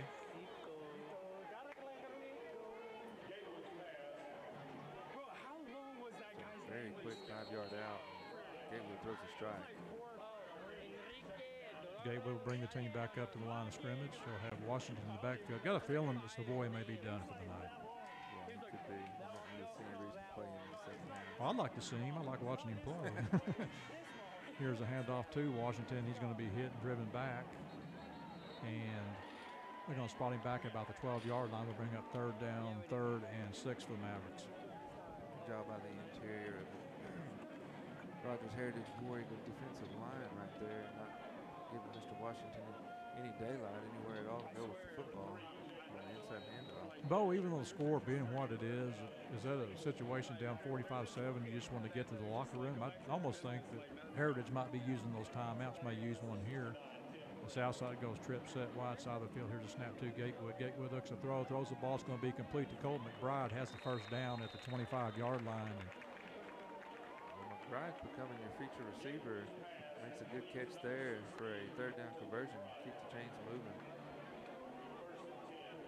Got good hands too. We saw a catch last week on the sideline that he just basically took it away from the defender. Here's another quick slant pass complete to McBride. Not going to get much there as he gets up to the 29-yard line. We'll bring it 2nd down, 2nd and 5. And Southside's going to take a timeout. With that timeout, we'll take one too. This is Southside Maverick football on Spirit 106.3. I'll do a minute.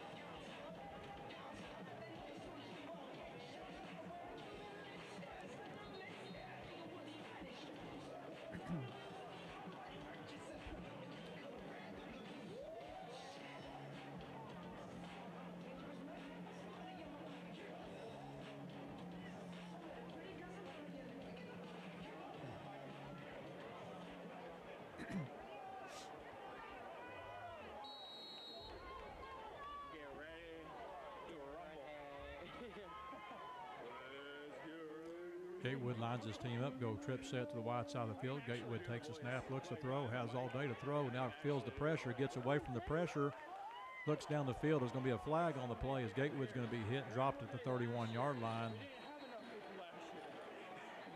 Probably going to get some abs for a hold right here. Nobody wanted to go, but there is a flag this year. Yeah, it's going to be a hold on Southside. Correct me if I'm wrong, Bo, but I don't think they've thrown a flag on Heritage tonight. I can't think of one. I'm the same way. That's how I am every day. We thought there was a couple they could have. Every single day. What do we know? I only do this when And that's one thing I know Coach Williams is not going to be happy with. That's several penalties that the Mavs have had here in the first half, and that's really the only thing that slowed this offense down has been the penalties. Yeah, you're right. It's frustrating because you know it doesn't hurt you in a game like this, but very well could later on when you get in the conference play. Let's take it down 2nd and 15. Trip set to the wide side of the field. Gatewood rolls that way. Looks down the field. Is going to throw. It's going to be intercepted at the 25-yard line. He's at the 10. Inside the 5. Will fall forward down to about the 3-yard line. On the interception is Griffin Brown. They'll get him down at the 1-yard line. Ouch. Can't do that. No, and at least Gatewood made the tackle. He stayed with it and ran the man down on the 1-yard line, but it was designed to be a little out route.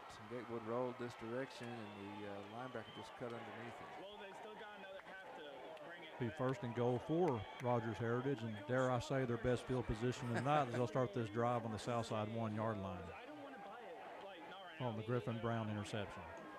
I can start 30. Yeah, and if I'm the Oh my gosh, now it's on defensive line of the Mavericks, I'm looking for Zach Brown, keeper all the way. That's really the only thing they've had any success with up to this point. You play PS. And they've got 2 timeouts, so they can run with 26 seconds left. They can definitely run anything they want to run here at the 1-yard line. They'll go with When do you think you get Brett Lamond in the backfield along with Zach Brown. 2 tight end set, and they'll put Brown under center, and now Brown's going to take a timeout. With that timeout, we'll take one too. This is Southside Maverick Football, Spirit 106.3. I'm going to get a Go ahead and do 2. Lowe's. 2 commercials.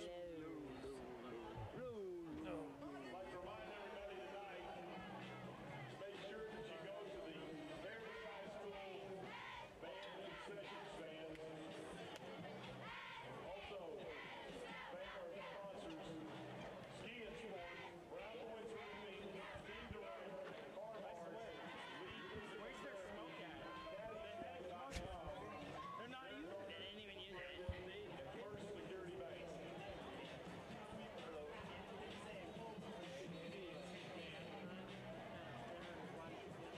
Okay, he'll be there, right? We just sent her in. He'll be.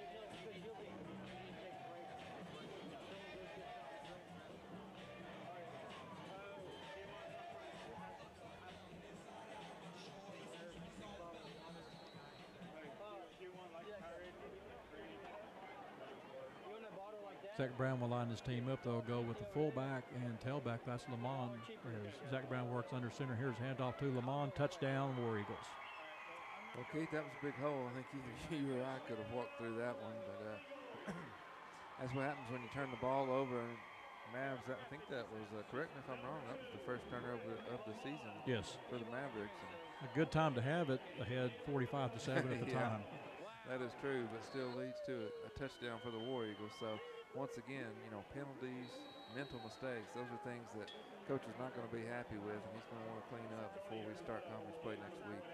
Bo, that's the key thing you mentioned right there is the fact that it looks like they may go for 2 here. Zach Brown will line up. I really can't describe this formation. Here's a snap. Brown rolls to his right, throws the ball in the end zone. It's going to be complete.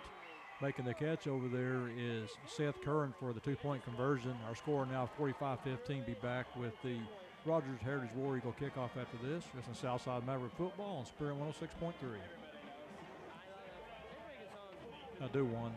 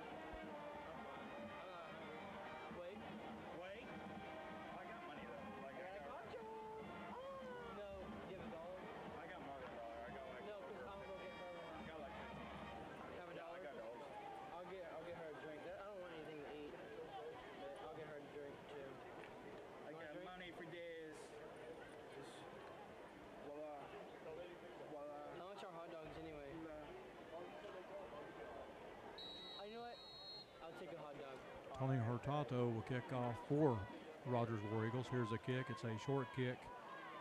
It's going to be fielded by Bogner at the 15-yard line. He crosses the 20, will get up to the 25, will fall forward to the 29-yard line. That's where Southside will start this drive with 17 seconds to go. Bo, that was a one-play drive for Rogers Heritage following the Griffin Brown interception, a 1-yard touchdown run by Brent Lamond.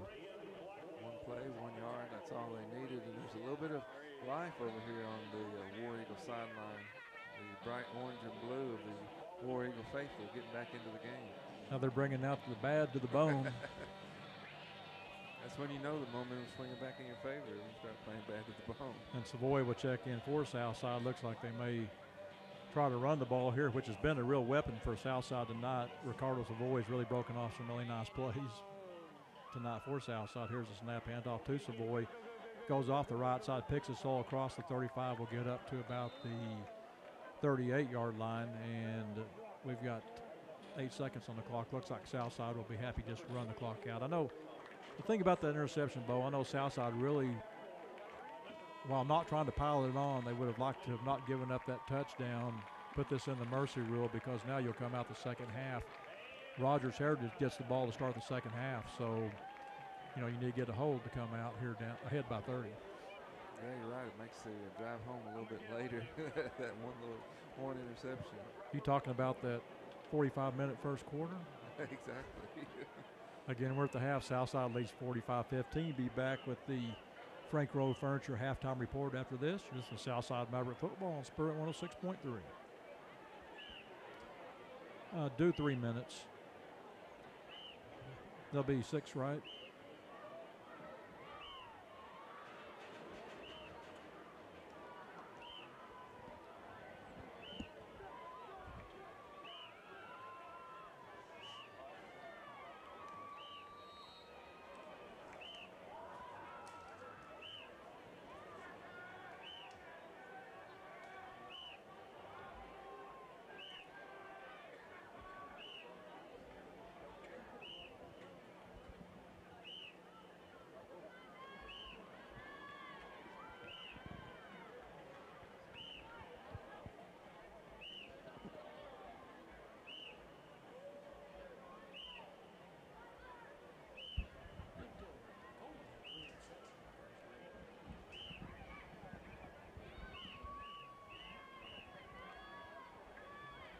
Switch glasses now.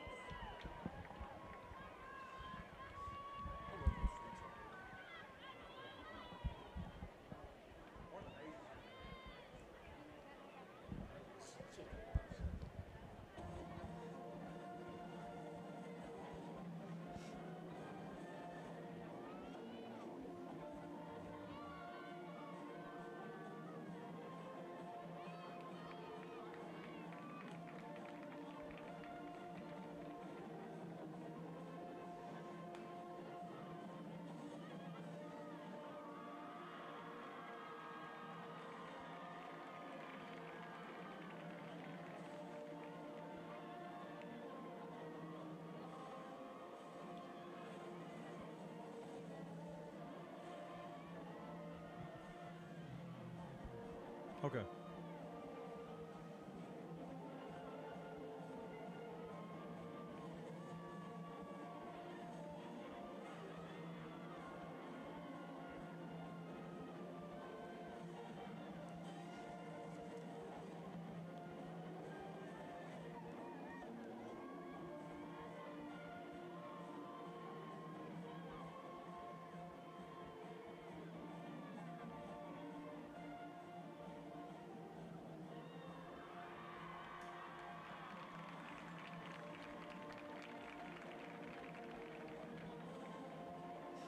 Welcome to the Frank Rowe Furniture Halftime Report. Remember, that's the best seats in the house, made in the USA recliners, sofas, beds, tables, and chairs. You can find them on the web at www.frankrowefurniture.com. Bo, it was the first half. The one thing we talked about in the first half is Southside needed to get off to a fast start. That's exactly what they did. First play of the game, a 61-yard touchdown run by Ricardo Savoy. You can't get off to any faster start than that. You take your fastest player and put him out in the flats, catches a little swing pass. There was really no Heritage War Eagle in the vicinity, and he just took it straight to the house. Bo, they came out and Southside really took over defensively. The first 4 series for Rogers Heritage were 3 and out. The defensive line played well in the first half. Your linebackers played well. Really, it was a great effort all around, especially by Jalen Coleman. Yeah, it was a 3 and out. Then you had an INT by Coleman, then another 3 and out. So I mean, they just they set the tone early and just really came out here and made a statement. Rogers Heritage couldn't run the ball on us. The D line for the Maps has been playing great, and then when they tried to put it in the air, Coleman was there to take it away. As good as Southside played, obviously had 45-15. They had just enough done in the first half offensively with penalties, along with a late first half turnover, just to give them something to work on this week before they take on the Conway Wampus Cats next week in opening conference play. Yeah, things were rolling really well throughout the first quarter for the Mavericks, and then I think it was the third series they kind of bogged down, had 2 penalties, had a holding penalty, had a motion penalty, and that drive stalled, ended up scoring, getting a field goal out of it. But, you know, that's definitely something that they're going to have to work on going forward. You know, you get rolling, you get some positive things going, and then you shoot yourselves in the foot. I mean, you can't do that when you're playing good teams. The thing you like, too, about Southside is I go back to special teams. They've done a great job tonight. Not good opening field position, except with the turnovers for Rogers Heritage all night. Yeah, they've been really good in the kicking game.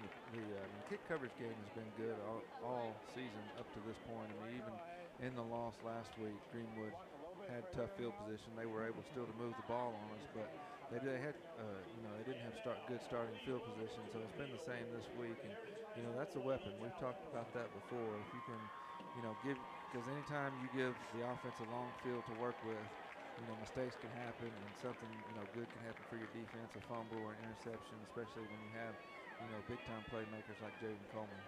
Really, the only downer of the first half for Southside was Tyree Solomon going out with a possible injury, not knowing what happened. Looked like to us maybe he got his head twisted over there going out of bounds. They help him up. He goes to the sideline, hasn't returned since. No, we haven't seen him back, and, as he walks, it had to have been something I would think above the waist because he wasn't favoring, he wasn't limping, he wasn't doing anything as he walked across the field. So, it kind of makes you nervous waiting to see a report on him just to see what's going on. But I do hate that because, later on in the game, especially there towards the end, the Mavs, we saw him run it out, but, he's a guy, if you're needing some yardage, he's the one you're going to go to, and especially with Jordan Jackson out, you don't really have a big play guy out there. Colt McBride's been the feature receiver this game, but, he's not a speedster. He's not really going to beat anybody down the field, so you don't have anybody other than Savoy at this point that's going to do that. Again, we're at the half. Southside leads 45-15. Be back with tonight's scoring summary after this. You're listening to the Frank Rowe Furniture Halftime Report on Spirit 106.3. Go ahead and do 3 again. 3 minutes.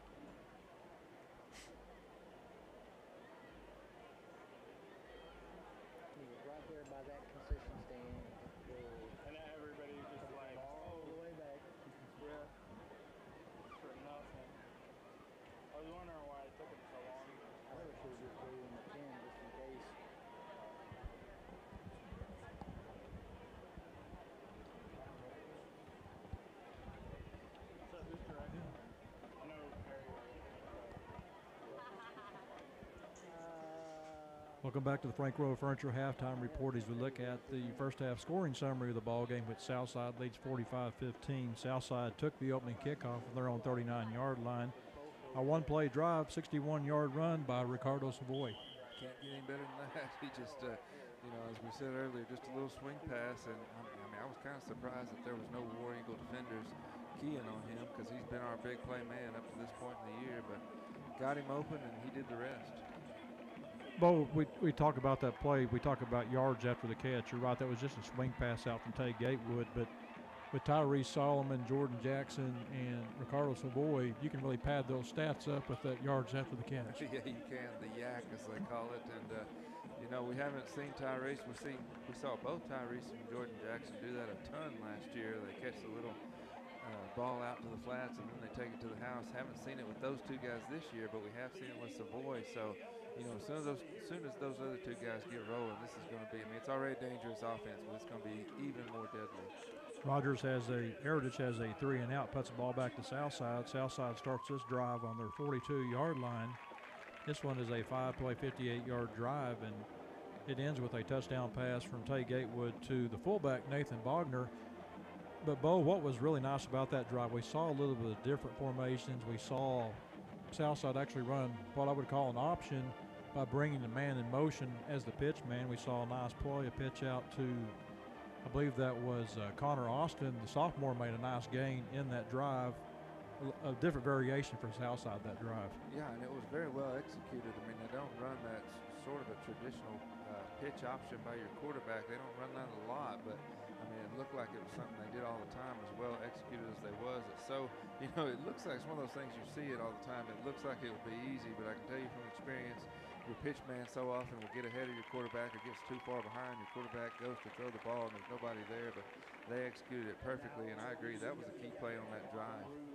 Rogers Heritage gets the ball back to their 15-yard line. Then the big first defensive play by a big first halfer, Jalen Coleman. He gets an interception, basically takes the ball away. It's a simultaneous contact play. He takes the ball away from the receiver, gets the interception at the 23-yard line. Southside goes this time 3 plays, 23 yards, a 3-yard touchdown run by Tay Gatewood. Yeah, on that particular drive, they didn't have to do anything really but just run the football, and we saw Gatewood, how speedy he is, did the work on the ground at that point, and Mavericks were just having their way with the War Eagles at that point. Southside gets another 3-and-out this time, and what was the theme of the first half was great field position. This time they take the ball over at the Rogers Heritage 49-yard line. They go 7 plays, get the ball inside the 20-yard line, but get a couple of costly penalties to move the ball back or forced to attempt a field goal, which is a 34-yard field goal by Connor Robles. Yeah, got the ball at midfield, and you think it'd be something. It just almost felt like the War Eagles defense wasn't going to be able to stop the Mavs. They were going to have to stop themselves, and they did it to themselves, but were at least able to salvage a field goal in that situation. Rogers Heritage takes over on their own 22-yard line. They go 7 plays, get inside Southside territory. Then what may have been the backbreaker play of the night, a interception again by Jalen Coleman, takes it back 72 yards for a touchdown. Yeah, and the War Eagles were mixing it up pretty well on that drive. As you mentioned, 7 plays, running it pretty well, passing, had a couple of good completions, and then, Jalen Coleman just saw a ball that he wanted, one receiver, and ducked underneath the route. And once he caught the ball, that was the one he just caught it in stride. It was almost like he was running full speed when he pulled the ball out of the air, and no one was going to catch him. Both teams go 3-and-out. Rogers Heritage takes the ball over at their own 48-yard line. Again, we talked about this, Bo. Zach Brown doesn't have the best arm out there. They're trying to have him throw the ball across field. Again, there's Jalen Coleman to intercept the ball. This time it's a 62-yard touchdown return. Southside leads 38-zip.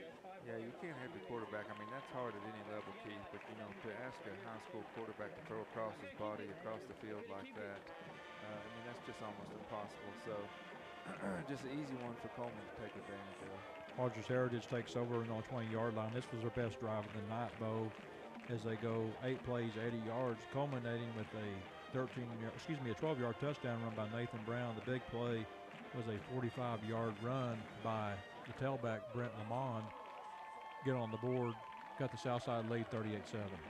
Yeah, it was just a good job by the War Eagles. Can't really say anything negative We did have a couple of missed tackles on the defensive side of the ball, especially that long run by Lamont was really the play of that drive. But, you know, it's one of those things, you know, if you're looking for maybe, you know, other than the penalties, one thing that Mavs could work on would be the tackling.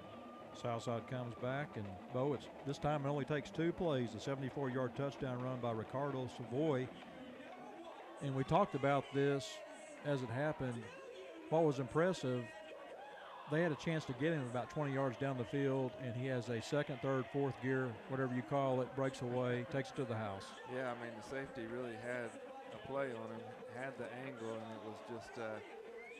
it was just different speed. I mean, you could tell that the guy, once the boy turned the jets on, the Heritage safety was not going to catch him, and then it was just a matter of Savoy taking it to the house. Southside gets the ball back. Looks like they want to maybe try to go down and get some more points before the half. Penalty sets them back on their own 8-yard line. Get a completion, get another penalty. A pass out by Tate Gatewood is intercepted by the linebacker, Griffin Brown. He takes it back to the Southside 1-yard line. One play later, Lamont gets in the end zone untouched. They go for 2 points. They get the 2-point conversion as Zach Brown throws the ball to Seth Curran for the 2-point conversion. We're at the half. Southside leads 45-15. Yeah, and the key play, I guess, that set that all up was Gatewood's interception. It was kind of a strange play. He was rolling out to his left and just tried to kind of lob it over the defender and didn't have enough on it. And that's a dangerous play, really, at that area of the field. You kind of got to know where you're at. And you're so used to Gatewood when he throws those short passes throwing a rocket, but because of the way he was rolling out, there was no way he could do that, so he probably just should have tucked it and ran. Remember, folks, you're listening to the Frank Rowe Furniture Halftime Report. Frank Rowe Furniture, made in the USA, recliners, sofas, beds, tables, and chairs, appliances, washers, dryers, stoves, refrigerators. Check them out at www.frankrowefurniture.com. We'll be back with the start of the second half after this. You're listening to Southside Maverick Football on Spirit 106.3. Go ahead and do 4 minutes. Yeah, can we do that? That should put us in pretty good shape.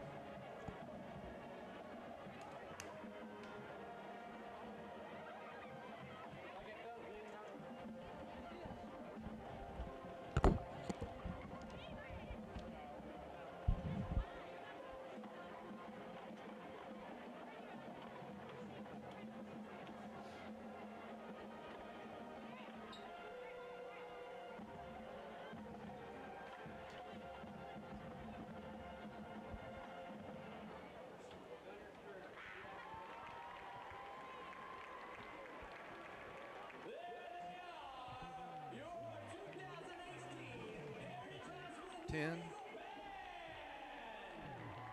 said we'll have 10 left after this. Yeah, that's what Keith had in his count.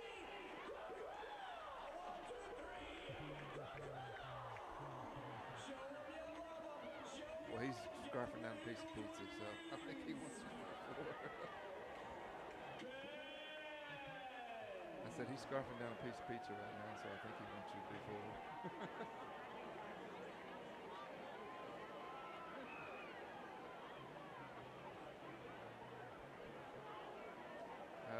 Depends on if we get the mercy roll. Probably will.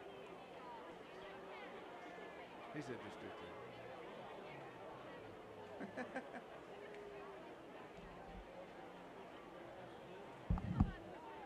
Yeah. He said just do 2. You got it. He's just stuffing it down. He don't eat the crust. He's like a little kid. Yeah.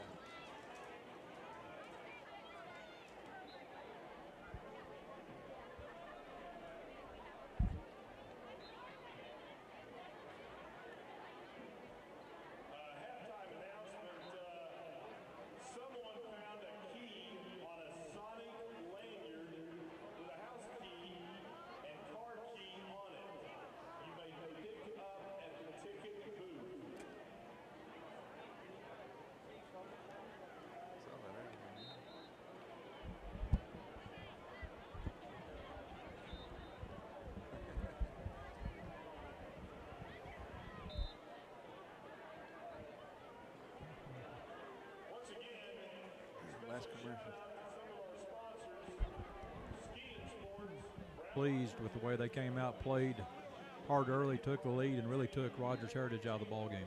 Well, I think you're seeing some effort from the Mavs that we didn't see last week. They're dominating the line of scrimmage, just like they did against Bentonville West. You know, the offense is creating huge holes for running backs. Third quarter from the Mavericks. Well, I mean, the Heritage War Eagles are getting the ball to start the second half, so I think he's going to want to see the defense play well. We saw some couple breakdowns there towards the end of the first half, tackling breakdowns, some mental errors, some penalties. So I think he's going to see if their defense is going to play well, if the defensive line is going to be able to stop the run right at the start and get some pressure on the quarterback, and most importantly, see if they can make tackles. And obviously the key, too, is for the second half, you want to go ahead and hopefully get a stop, get you a touchdown, put this game into the mercy rule, and then maybe get a lot of kids in the ball game that don't get to play a lot, which serves two purposes. You gain experience, plus you save your starters from possible injury. Yeah, you give your starters some rest, and they'll be fresh and healthy going into next week. And, you know, as you mentioned, give the sophomores some much-needed experience. This is a sophomore-heavy team. We got a lot of sophomores playing already, so you give the other ones that haven't gotten a chance to play as much some playing time, looking towards the future. And then, you know, always, of course, you want to be ready with some guys who've had some reps in case someone goes down with an injury. So that would be good if we can make that happen. You mentioned sophomores in the ball game. Dakota Wareham getting a lot of action tonight at linebackers, made some big plays defensively along with Landon Chafee. Yeah, I mean, Dakota, he looks like a ball player out there. He's a pretty big kid, and he moves quickly to the football, so it's good to see him out there. Just about ready to start the second half, as Southside will kick the ball off to Rogers Heritage. Again, we're at the half. Southside leads 45-15.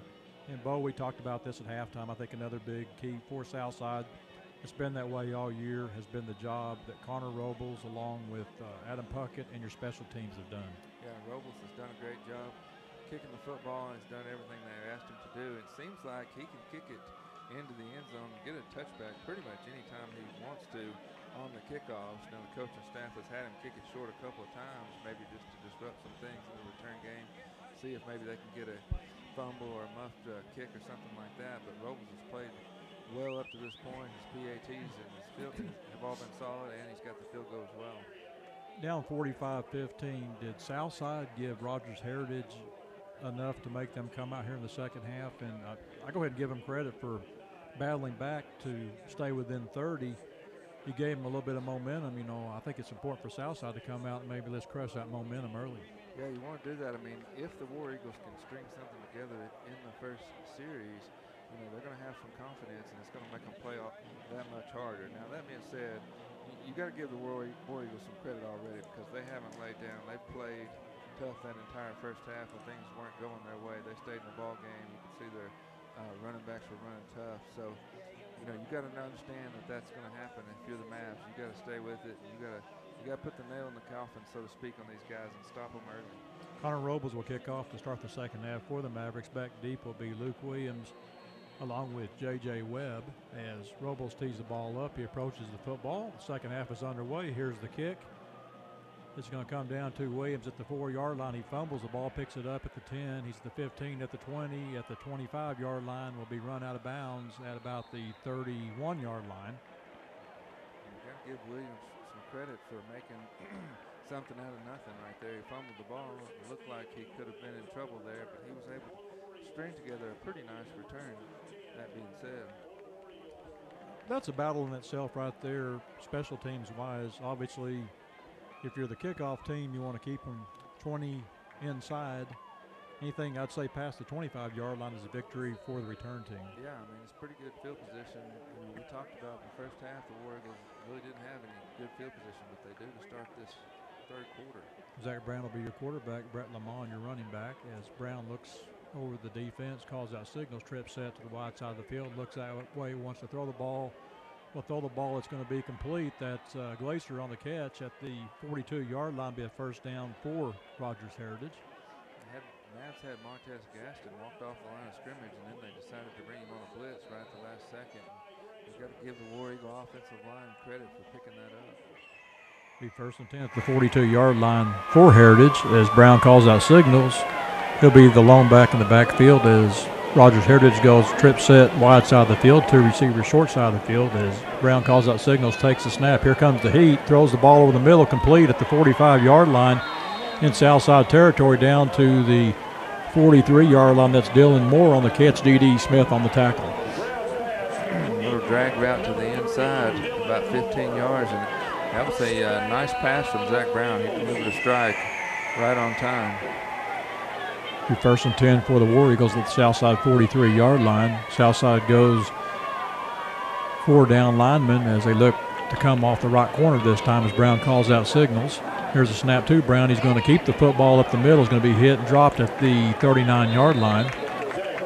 That's Sean Rogers over there making the play for Southside along with Darren Davenport. That's Travis Chafee making the play for Southside along with Sean Rogers for bring up 2nd down, 2nd and 6 for the War Eagles. Brown calls out signals again, no back in the backfield as they go trip set to the right of Brown, 2 receivers to the left of Brown. As Brown calls out signals, takes a snap, looks to throw, throws an inside pass complete at the 36-yard line, hit right there immediately. Making the play is Mason Gregory on Nathan Hodges. Will bring up 3rd down, 3rd and 3 for Rogers Heritage. Good job by Mason Gregory, good coverage. He was there just as soon as the receiver caught the ball to make a sure tackle. Be 3rd down and 3 for the War Eagles. They started this drive on their own 31-yard line. Again, they're on the south side 36-yard line, trailing 45-15, 10:22 to go here in the 3rd quarter. Brown calls out signals, has one back in the backfield. That's Lamond as Brown waits on the snap, takes a snap. Here's a keeper by Brown. There's a fumble on the play. The ball is on the ground. Looks like Southside has it. I believe that was Cole Altus that jumped on it right there, Keith. And that was a big hit. Yeah, that was Cole Altus getting off with the football. Good job over there by Southside. I believe that was Luke Richardson that got in the backfield to make the play for Southside. And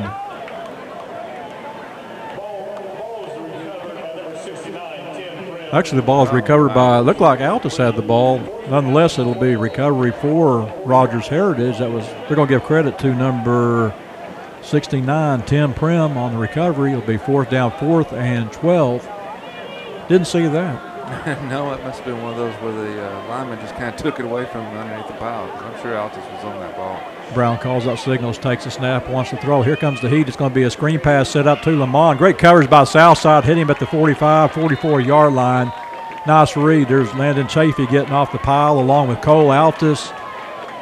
Also getting off the pile for Southside is Darren Davenport along with Bennett Windell. Good job by your linebackers reading that, Keith. That's twice they've tried to run the screen on us, and neither time has been successful. So, you know, as you said, they probably watched some film from that Bentonville West game where they burned us so badly on the screen. But you give credit to the Southside defense for making the adjustments on that. Be 1st and 10 for the Mavs. They'll take over at the 44-yard line. As Savoy will be in the backfield. 2 receivers split either side of the field as Gatewood calls out signals, takes a snap. Here's a handoff to Savoy. Will be hit at the line of scrimmage and will be tackled right there. A good defensive play over there for Rogers Heritage. Making that play is the inside linebacker, Reese Williams. They'll bring up 2nd down, 2nd and 9 for the Mavericks. Don't see that too often. No, you don't, and you've got to give Reese Williams some credit. He broke down, made a sure tackle. When Savoy hit him, I thought he was going to bounce right off, but Williams hung on and was able to drag him down. 2nd down, 2nd and 9 for the Mavs. Again, Southside this time will go with Bogner at fullback along with Savoy in the backfield. Gatewood looks down the field, throws the ball complete. That's Eric Schwartz inside the 40 down to the 39-yard line. Nice timing play between Gatewood and Schwartz. Yeah, it was. It was a well-thrown football, about a 12 to 15-yard out route. Schwartz broke out to the sideline, and as soon as he turned, the ball was delivered right there. So that was a good job by your quarterback, Gatewood, throwing it it was to the near side of the field, so it wasn't a long throw, but it was a well-thrown football. Be 1st and 10 for Southside. They'll spot the ball at the Rogers Heritage 39-yard line. Southside goes strong right this time. Here's a snap. Here's a handoff to Savoy, going to be hit and dropped back at the line of scrimmage to bring up 2nd down, 2nd and 10. Yeah, I think Gatewood should have pulled that ball and kept it. He had some real estate over here on the near side of the field. But the War Eagles read it pretty well to the left side. Give their defensive line credit for bringing Savoy down.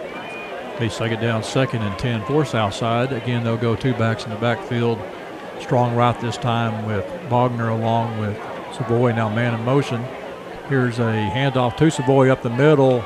Will drag a defender down inside the 35, maybe down to about the 34-yard line. Be a gain of 6 on the play, brings up third down, 3rd and 5 for the Mavs. Keith, I think I'm getting spoiled up here. Every time I see Savoy get the football, I think he's going to take it to the house right there. I thought he was going to break one and come out of that pile. Well, you hold your breath when he does. He's so exciting to watch. Again, 3rd down, 3rd and 5 for the Mavericks. Gatewood calls out signals, has Savoy in the backfield. Southside will go with Bogner also in the backfield. Lines up just off the right tackle, Keith Turner, as here's a snap to Gatewood. Steps up in the pocket, is going to run the football. Is inside the 30, inside the 25-yard line. And, Bo, I like that. I don't think it was a design play, but I like that when the opening's there, Gatewood takes it. Yeah, it was a smart play by your quarterback. He dropped back to pass. Really, I think he wanted to go to Savoy out of the backfield as his first option, but the middle of the field just opened, wide open. And, you know, you hate to fault the Rogers defense because Southside has so many weapons, but you really got to stay at home and keep an eye on Gatewood on that play. Gatewood takes a snap. Here's a handoff to Savoy. Goes in the middle of the pile inside the 20, maybe down to the 19. They're going to spot him right at the 20-yard line. A gain of 6 on the play brings up 2nd down, 2nd and 4. Bo, another thing, too, Southside has done a very good job on 1st down, getting nice gains to where they have a very makeable 2nd down, 2nd 3, 2nd and 4. And positive yardage, and that just, that all falls squarely on the shoulder of the offensive line. They're imposing their will. They're pushing the D-line of Rogers Heritage back, and that just, when you can get 2nd and manageable like this, it opens up the playbook. Southside will go with a trip set to the wide side of the field as Gatewood calls out signals, takes a snap. Here's a handoff to Savoy up the middle. He'll work his way down to about the 17-yard line. Gain of 3 brings up 3rd down, 3rd and 1 for the Mavericks. And even that play, at the point of attack, so to speak, where the run is designed to go, the offensive line is doing such a good job of just rooting out those War Eagle defenders and making a hole for Savoy. 5:56 to go here in the 3rd quarter. Southside leads 45-15, doing exactly what they wanted to do here in the 2nd half. 3rd down, 3rd and 1 for the Mavericks as Gatewood takes a snap. Here's a handoff to Savoy up the middle, has the 1st down as he falls forward down to about the 13-yard line. Bo, give credit to this offensive line doing a great job tonight blocking for Ricardo Savoy. Yeah, they are. They're playing smash mouth football, and if you're an old lineman, this is the kind of game you love where you just, especially in the 2nd half where you're going to be running the ball a lot, you can just fire off, not think about it, and just knock someone in the face. 1st and 10 at the 12-yard line against Savoy in the backfield along with Nathan Bogner. Southside will go with 2 receivers split to the wide side of the field. Here's a snap. Gatewood wants to throw, throws the ball in the end zone for Colton McBride, and a little miscommunication there as Gatewood throws the ball to the corner. McBride cuts inside, and I think if he leads McBride right there, it's a touchdown. Yeah, McBride was open for a second for sure, and I think he kind of needed to throw it a little bit quicker because the ball hung up there just a little bit too long, and the defenders were able to close. But that being said, yeah, McBride turned to the inside, and Gatewood threw it to the back pylon. That brings up 2nd down, 2nd and 10 at the Rogers Heritage 13-yard line. 5:35 to go here in the 3rd quarter. Southside leads 45-15 as Gatewood calls out signals. As Savoy in the backfield, here's a handoff to Savoy off the inside. Will get inside the 10, works his way down to about the 8-yard line.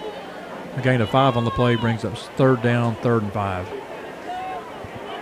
That last play to Colton McBride, Keith, that's the fade route we've been calling for. And they dialed it up on 1st down, which I like, throwing it to the back of the end zone. And they had it. He was open if it would have been, executed properly. Well, the left side of that offensive line for Southside, Jonathan Humphrey along with Marlon Briggs have done a great job tonight opening holes for both running backs, Washington and Savoy. Again, 3rd down, 3rd and 5 for Southside as Gatewood calls out signals. Takes a snap. He's going to hand the ball off to Savoy. Tries to get the corner. Gets inside the 5. Will be down just inside the 5. Will bring up 4th down, 4th and about a yard for Southside. That was a good job by Savoy to be able to hit the corner and get positive yardage. Yeah, he put on that burst of speed again, Keith. I thought he was going to be dropped for a loss there. And War Eagles read it perfectly, and they had a man in position to make the play, and he just kept stringing it out and was finally able to make something positive on the far side of the field. Savoy will check out of the ball game. I believe that's Darren Davenport coming in the ball game for Southside.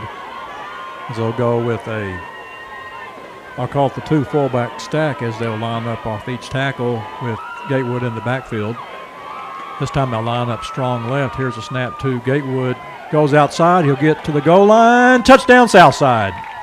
And that was a design play to go inside. It was all blocked in the inside. Rogers Heritage had it well scouted. No running room in there, but just a talented quarterback with some quick feet was able to break it outside for the touchdown. Connor Robles will come in to attempt the extra point, and now we are in the Arkansas Activities Association mercy rule. The Southside now leads 51-15 as Robles will check in for the extra point. Kel Sheets will be your holder. Nice drive by the Mavs, Bo. That was a 12-play drive for Southside to get the points, culminating with the 4-yard touchdown run by Tay Gatewood as Robles checks in for the extra point. Sheets on the hold. Ball is down. Good job by Cal Sheets to grab the ball and get it down. The extra point's good. 4:14 to go here. Southside now leads 52-15. Be back at the Maverick kickoff after this. The Southside Maverick football on Spirit 106.3.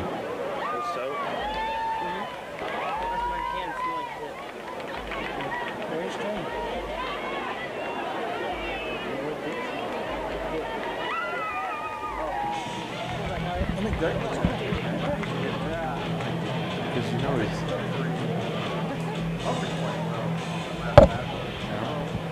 I'm fine with that. Okay, when I was walking back, I saw these kids, and I asked them if they went to Heritage. They said they went to Trinity, like Fort Smith. And I was like, oh, I was gonna say, does Heritage get the F every time? It was just funny. Southside defense gets a hold. The offense gets the ball. They go 56 yards in 12 plays. Basically just running the football. The big play of the drive was a 21-yard pass from Tay Gatewood to Eric Schwartz. Gatewood finishes the drive with a 5-yard touchdown run on 4th and 1. Southside leads 52-15 as Robles kicks off. Here's the kick. It's going to be fielded at the 5-yard line. That is J.J. Webb. Comes across field at the 10. He is hit. Gets away at the 15. He's at the 20. At the 25. Will be pushed out of bounds over there by Southside. I think that was Jalen Coleman. And Mr. Webb was almost like a pinball machine as he bounces off the tackle. You got to give him credit. The little running back there got hit really hard by a Maverick cover man and just bounced right off of him and kept going and bounced off of another couple of defenders before he was eventually wrestled down. Note to self, do not let him touch the football on the kickoff. Yeah, he's quick. Be 1st and 10 at the 32-yard line. Again, we're in the mercy rule, continuous clock, and Southside leads 52-15. Heritage will have 3 receivers split wide side of the field. Here's a snap to Zach Brown. Brown looks that way. Will tuck the ball and run, and will be hit by Landon Chafee. Also making the play for Southside, getting off the pile, is Jeremiah Van Hook. A big game tonight by Mr. Van Hook. Yeah, I mean, the defensive line's all been doing good. We've seen a lot of stunts. We've seen some misdirections. We've seen some, guys on delayed blitzes, and they're really just wreaking havoc for Zach Brown in the backfield. It'll be 2nd down, 2nd and 8 for the War Eagles as Brown calls out signals, has Lamond in the backfield, trip set to the wide side of the field. Brown looks over the defense. Again, a 3-3-5 defense for Southside. Inside pass complete at the Heritage 45-yard line where Davenport along with Bennett Wandell make the play for the Southside defense. Will be a 1st down for Rogers Heritage. And if there's been one bright spot for the War Eagles, it's been that little pass play, the little curl routes. They've been able to find a couple of times some soft spots in the Mav zone, and that's something that Greenwood was able to take advantage of as well. Southside looks like they want to bring a little pressure this time as they go with a 4-2 alignment. Here's an outside blitz. Brown wants to throw the ball. There's Coleman on the coverage, going to be incomplete. Good coverage over there. Intended receiver was Carson Blockberger. Brings up 2nd down, 2nd and 10. The Warriors took a shot right there and give Coleman a lot of credit. He was running stride for stride with the receiver. Would have had to have been an absolutely perfect throw to make that completion. They'll bring up 2nd down, 2nd and 10 for the War Eagles. Again, they'll go trip set to the right of Zach Brown, one receiver on the left side of Brown. Lamond in the backfield. Here's a bobbled snap by Brown. Wants to throw the ball over the middle, incomplete. had an open receiver. That was Seth Curran at the Southside 42-yard line. The ball goes incomplete. Will bring up third down, 3rd and 10. He just missed his man right there. You had a little crossing route across the middle of the field and threw it too high. He had a little too much mustard on it, too, and just sailed past his receiver's hand. Bo, I've got to ask, checking in the ball game for Southside, Cole Altus, working at right defensive end's done a good job tonight. Been in on several plays for the Maverick defense. Yeah, it's good to see a guy, a talented kid, get on the field any way he can. Here's a snap to Brown. Here comes the heat. A pass over the middle, incomplete, and almost intercepted by Mason Gregory at the Southside 34-yard line. Will bring up 4th down, 4th and 10 for Rogers Heritage. And looks like they're going to go ahead and punt the football away. 50 seconds to go here in the 3rd quarter.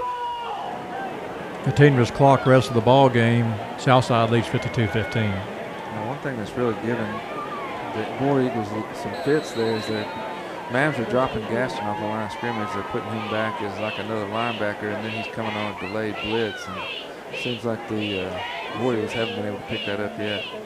Zach Brown stands back at his own 34-yard line, gets a snap, gets the punt off. Low line drive punt that's going to hit inside the 20-yard line and will take a sideways bounce. Now takes a Rogers bounce at about the 15. I'll tell you what, Bo, Southside may have touched that ball over there, and coach is not happy. I think that might have been Landon Chafee over there. Actually touched the football going out of bounds. I think they're going to give the ball to Rogers Heritage. Wow. And that's the end of the 3rd quarter. At the end of 3 quarters, Southside leads 52-15. Be back with the start of the 4th quarter after this. This is Southside Maverick Football on Spirit 106.3. Go ahead and do a minute.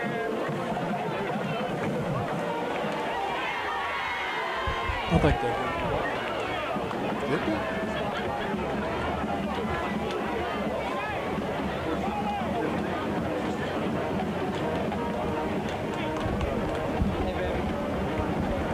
Hey, baby, I love you so much. I miss you, and I need you.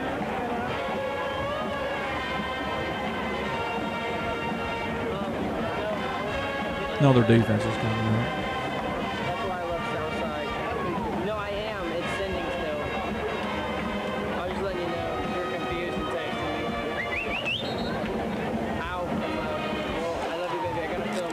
It's the last quarter. I'm filming the last quarter, okay? Just 12 minutes. It might last 20, okay?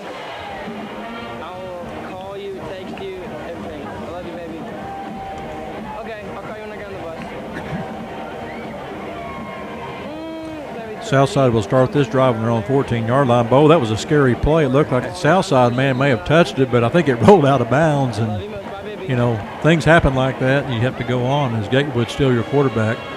Takes a snap. Here's a handoff. That's Jay Washington. Will get across the 15 up to the 17-yard line. And I believe Southside ahead 52-15 will be content just to run the football.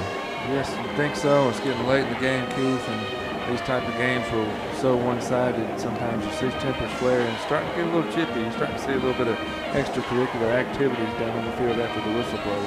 Well, the marker over there says 4th down, so they're trying to hasten up the play just a bit. But you bring in like a Jay Washington, fresh, hasn't played last couple of series. I mean, it's got to be tough for this worn-down defense to stop him. Yeah, this big Maverick offensive line's been leaning on him all game long, so you know they're getting tired.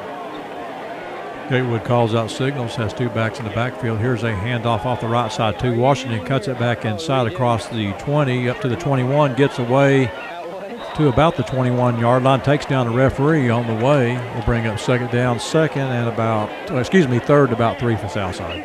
Well, that's bonus points right there. You can take out one of the referees.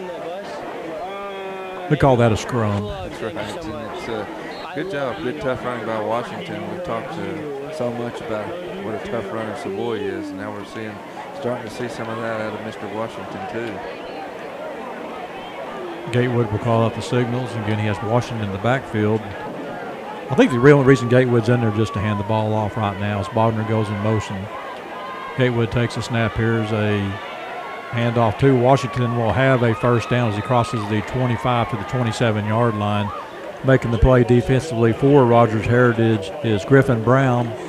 Nonetheless, another 1st down for Southside. Southside doing what they want to do, Bo. The last drive, in fact, their only drive of the 3rd quarter was 12 plays.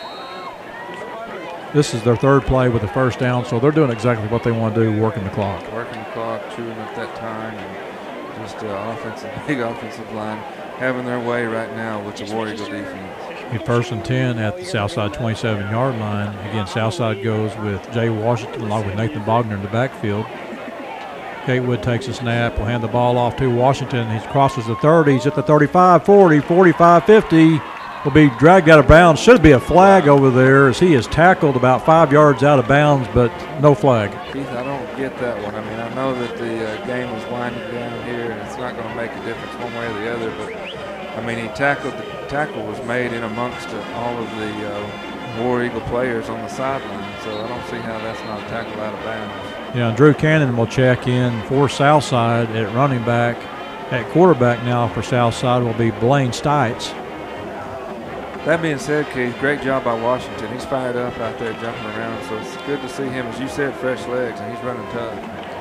Stites calls out signals, takes a snap. Here's a handoff to Cannon. Cannon will get inside the 45 down to about the 43-yard line.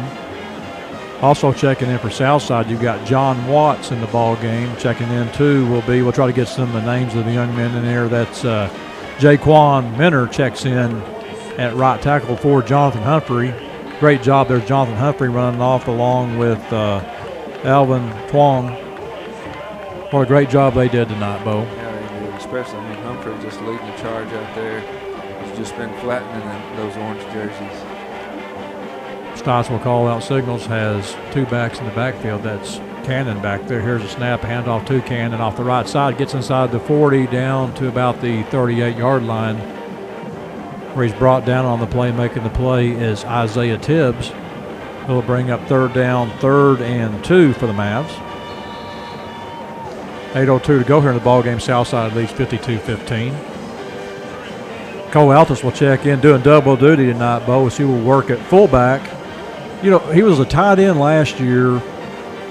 Had some injuries and some other issues, wasn't able to play. But I think they found a home for him playing fullback and especially a little bit at defensive end. Yeah, he's really shined over there on the defensive side of football. Stites takes a snap. It's a low snap. Going to be recovered in the backfield by Cannon back at the Heritage 44-yard line. And Southside probably will go ahead and punt the ball away here. Again, 7:25 to go here in the ballgame. Southside leads 52-15 as Adam Puckett, who really hasn't been out there much tonight. This will be his second punt of the night. Yeah, he better make sure he's loose over there, do some stretches for when to pull a muscle.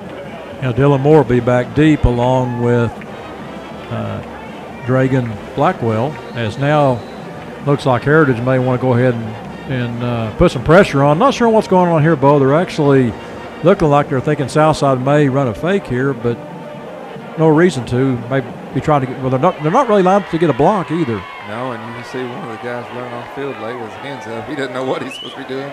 He's going back on the field. I still only count 10 players.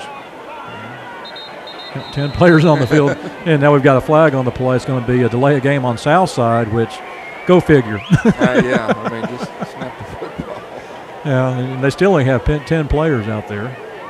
Because that doesn't hurt right there. That gives him more room to punt the ball as he's standing back on his own 36-yard line. And now they'll check in number 97, Core Rogers Heritage. That's Elijah Rawson checks in. They'll have 11 players now as no one back. I'm surprised. And they're not really. It's not really a like they're going to try to block it either. No, it looks like they're expecting us to fake. We're not going to fake it right here, Keith. Here's a snap to Puckett. It's a high snap. He gets the punt off, and it's going to.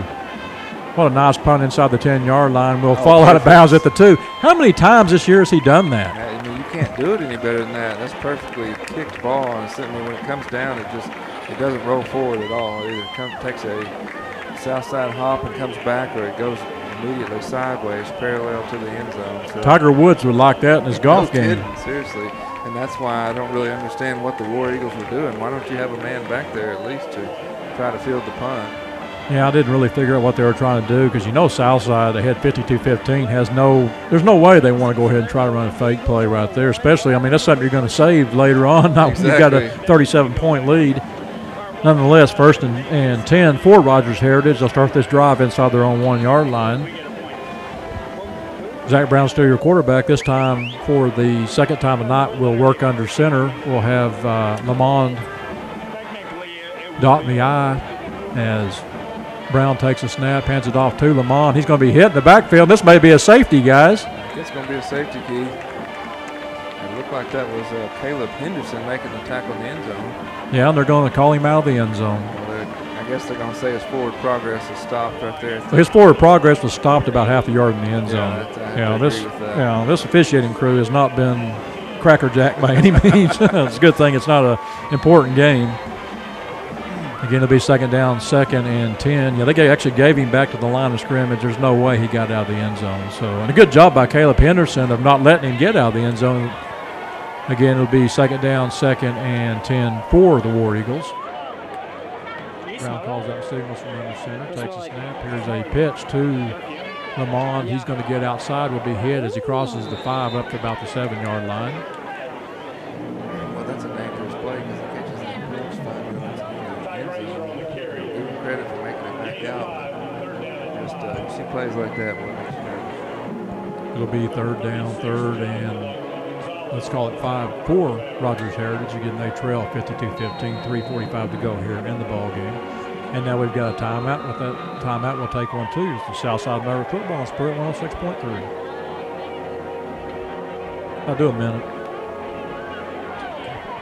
We should be down to 7 if I'm correct. Timeout, War Eagles.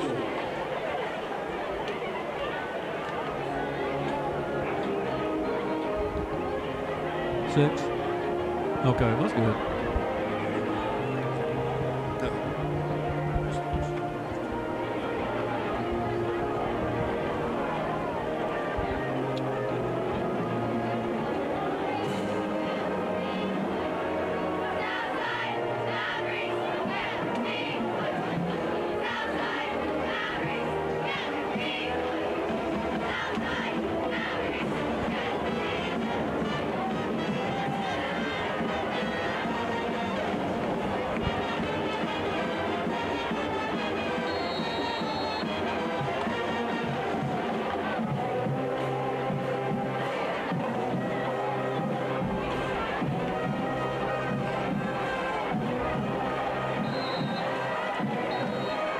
As we get back to action, we've got a flag on the play. It's a complete pass from Zach Brown to Nathan Hodges at the 26-yard line, and going to be a personal foul on Southside. And Bo, I'm not going to say it. It's been one of those games tonight where I don't think Rogers Heritage has had a penalty called. We've seen several times where they've tackled guys out of bounds. We saw a face mask not called, and yet they seem to figure everything we've done, even though the score is one-sided, you still like to see a game done a little bit different.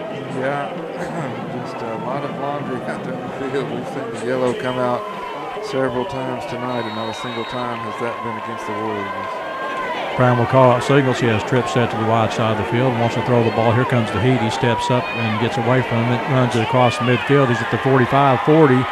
35-30 will be knocked out of bounds at about the 25-yard line. Good job by Zach Brown making something happen there on the scramble.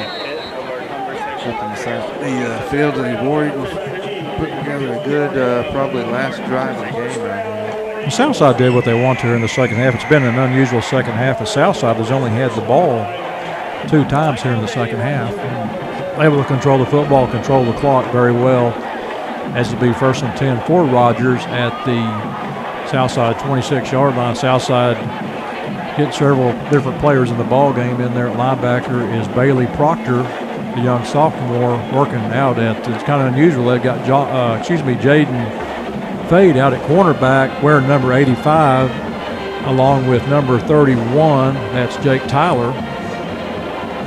Jack Clark works outside linebacker for Southside. Your safety for the Mavericks is Dustin Francis. And Southside again goes with a 3-4 alignment. Basically, it's almost a 4 alignment as the outside backer wants to come off on a blitz. Here's the snap. Brown wants to throw the ball, throws the ball inside, going to be complete at the 10-yard line. Be another first down. Making the play for the Southside defense is Dustin Francis. Be 1st and goal And checking in at quarterback for Rogers Heritage, throwing that pass was number 10, Jeb Brown. Jeb Brown. They're related. It's good, well-thrown football. That's for sure. We're trying to think the quarterback we had. Rogers had 2 quarterbacks, and they were both really good quarterbacks that was from the same family that I cannot think of the name right now, but that seems to run here in Rogers is you develop all your kids as quarterbacks, I suppose. First and goal as Brown takes a snap, throws the ball going to be dropped on the play, making the play defensively for Southside over there is Jaden Tate. The sophomore cornerback will bring up second and goal for Rogers. 1:17 to go in the ball game against Southside, leads 52-15. Well, it was another well-thrown ball on the out, hit the receiver right in the numbers, and just kind of bounced off his chest. He bobbled it, thought he was going to be able to reel it in, but then it fell to the ground. Again, it'll be second and goal for Rogers at the 10-yard line as Jeb Brown calls out signals. Has one back in the backfield, that's Brett Lamont. Brown takes a snap. Here comes the heat. He's going to be hit and dropped back at the 19-yard line. Great job by the Southside defense. Trying to get the number coming off the bottom of the pile for Southside is, I believe that's number 35 for Southside. That's Caleb Sanders making the play defensively, and there's going to be a timeout. With that timeout, we'll take one, too. This is Southside Maverick Football on Spirit 106.3.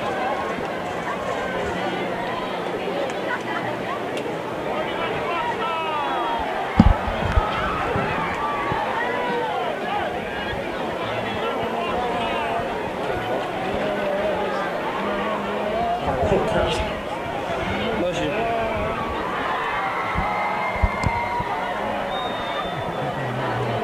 30's fine. I think we're good now.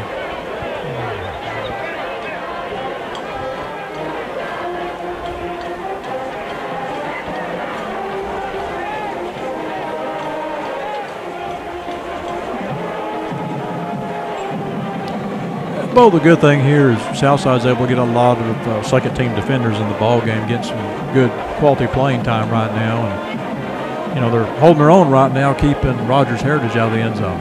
Yeah, these young guys are doing a good job, and Coach talked about how improved the defense is, but he said they might be thin at some spots, and hopefully some of these guys are getting some much-needed experience so they can step up if need be. Jeb Brown, still your quarterback. He'll have 2 receivers split either side of the field. Here's a snap. He's got Glacier in the backfield. It's going to be a pitch to Glacier off the corner. Glacier's going to get down to the goal line, going to be short of the goal line as they will spot him at about the 3-yard line, maybe the 2-yard line. Interesting call right there, and Rogers Heritage is going to take a timeout. With that timeout, we'll take one, too. This is Southside Maverick Football on Spirit 106.3.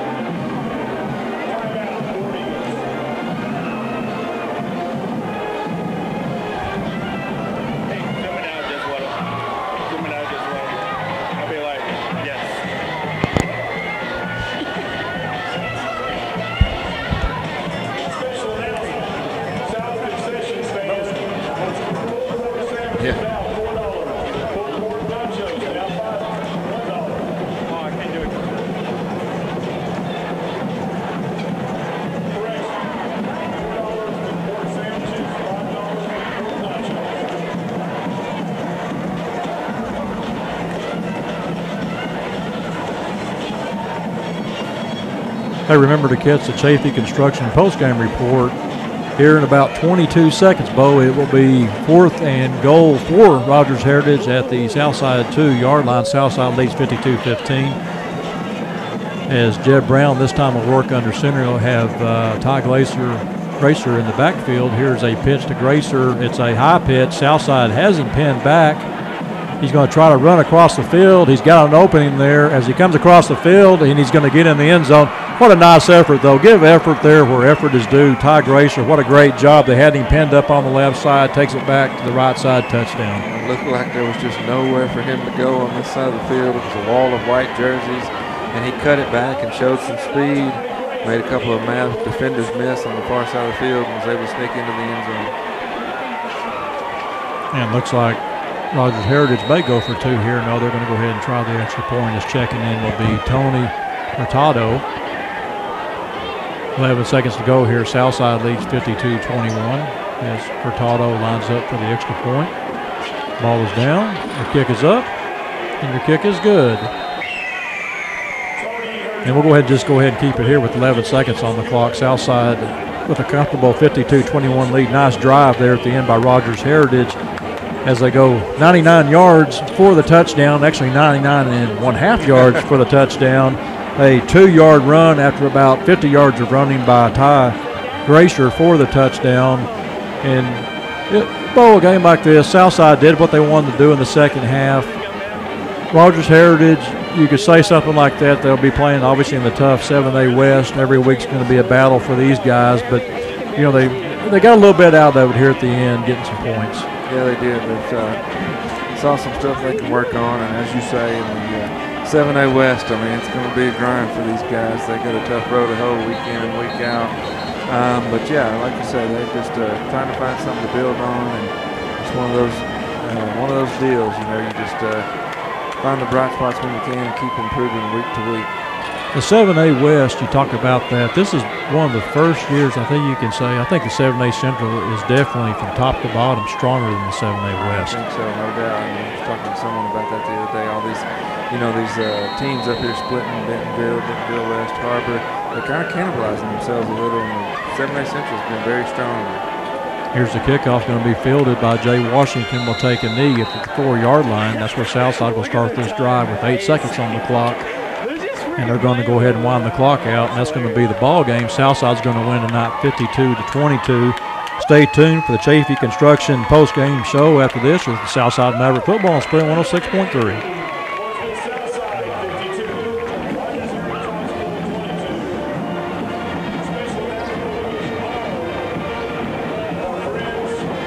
Yeah,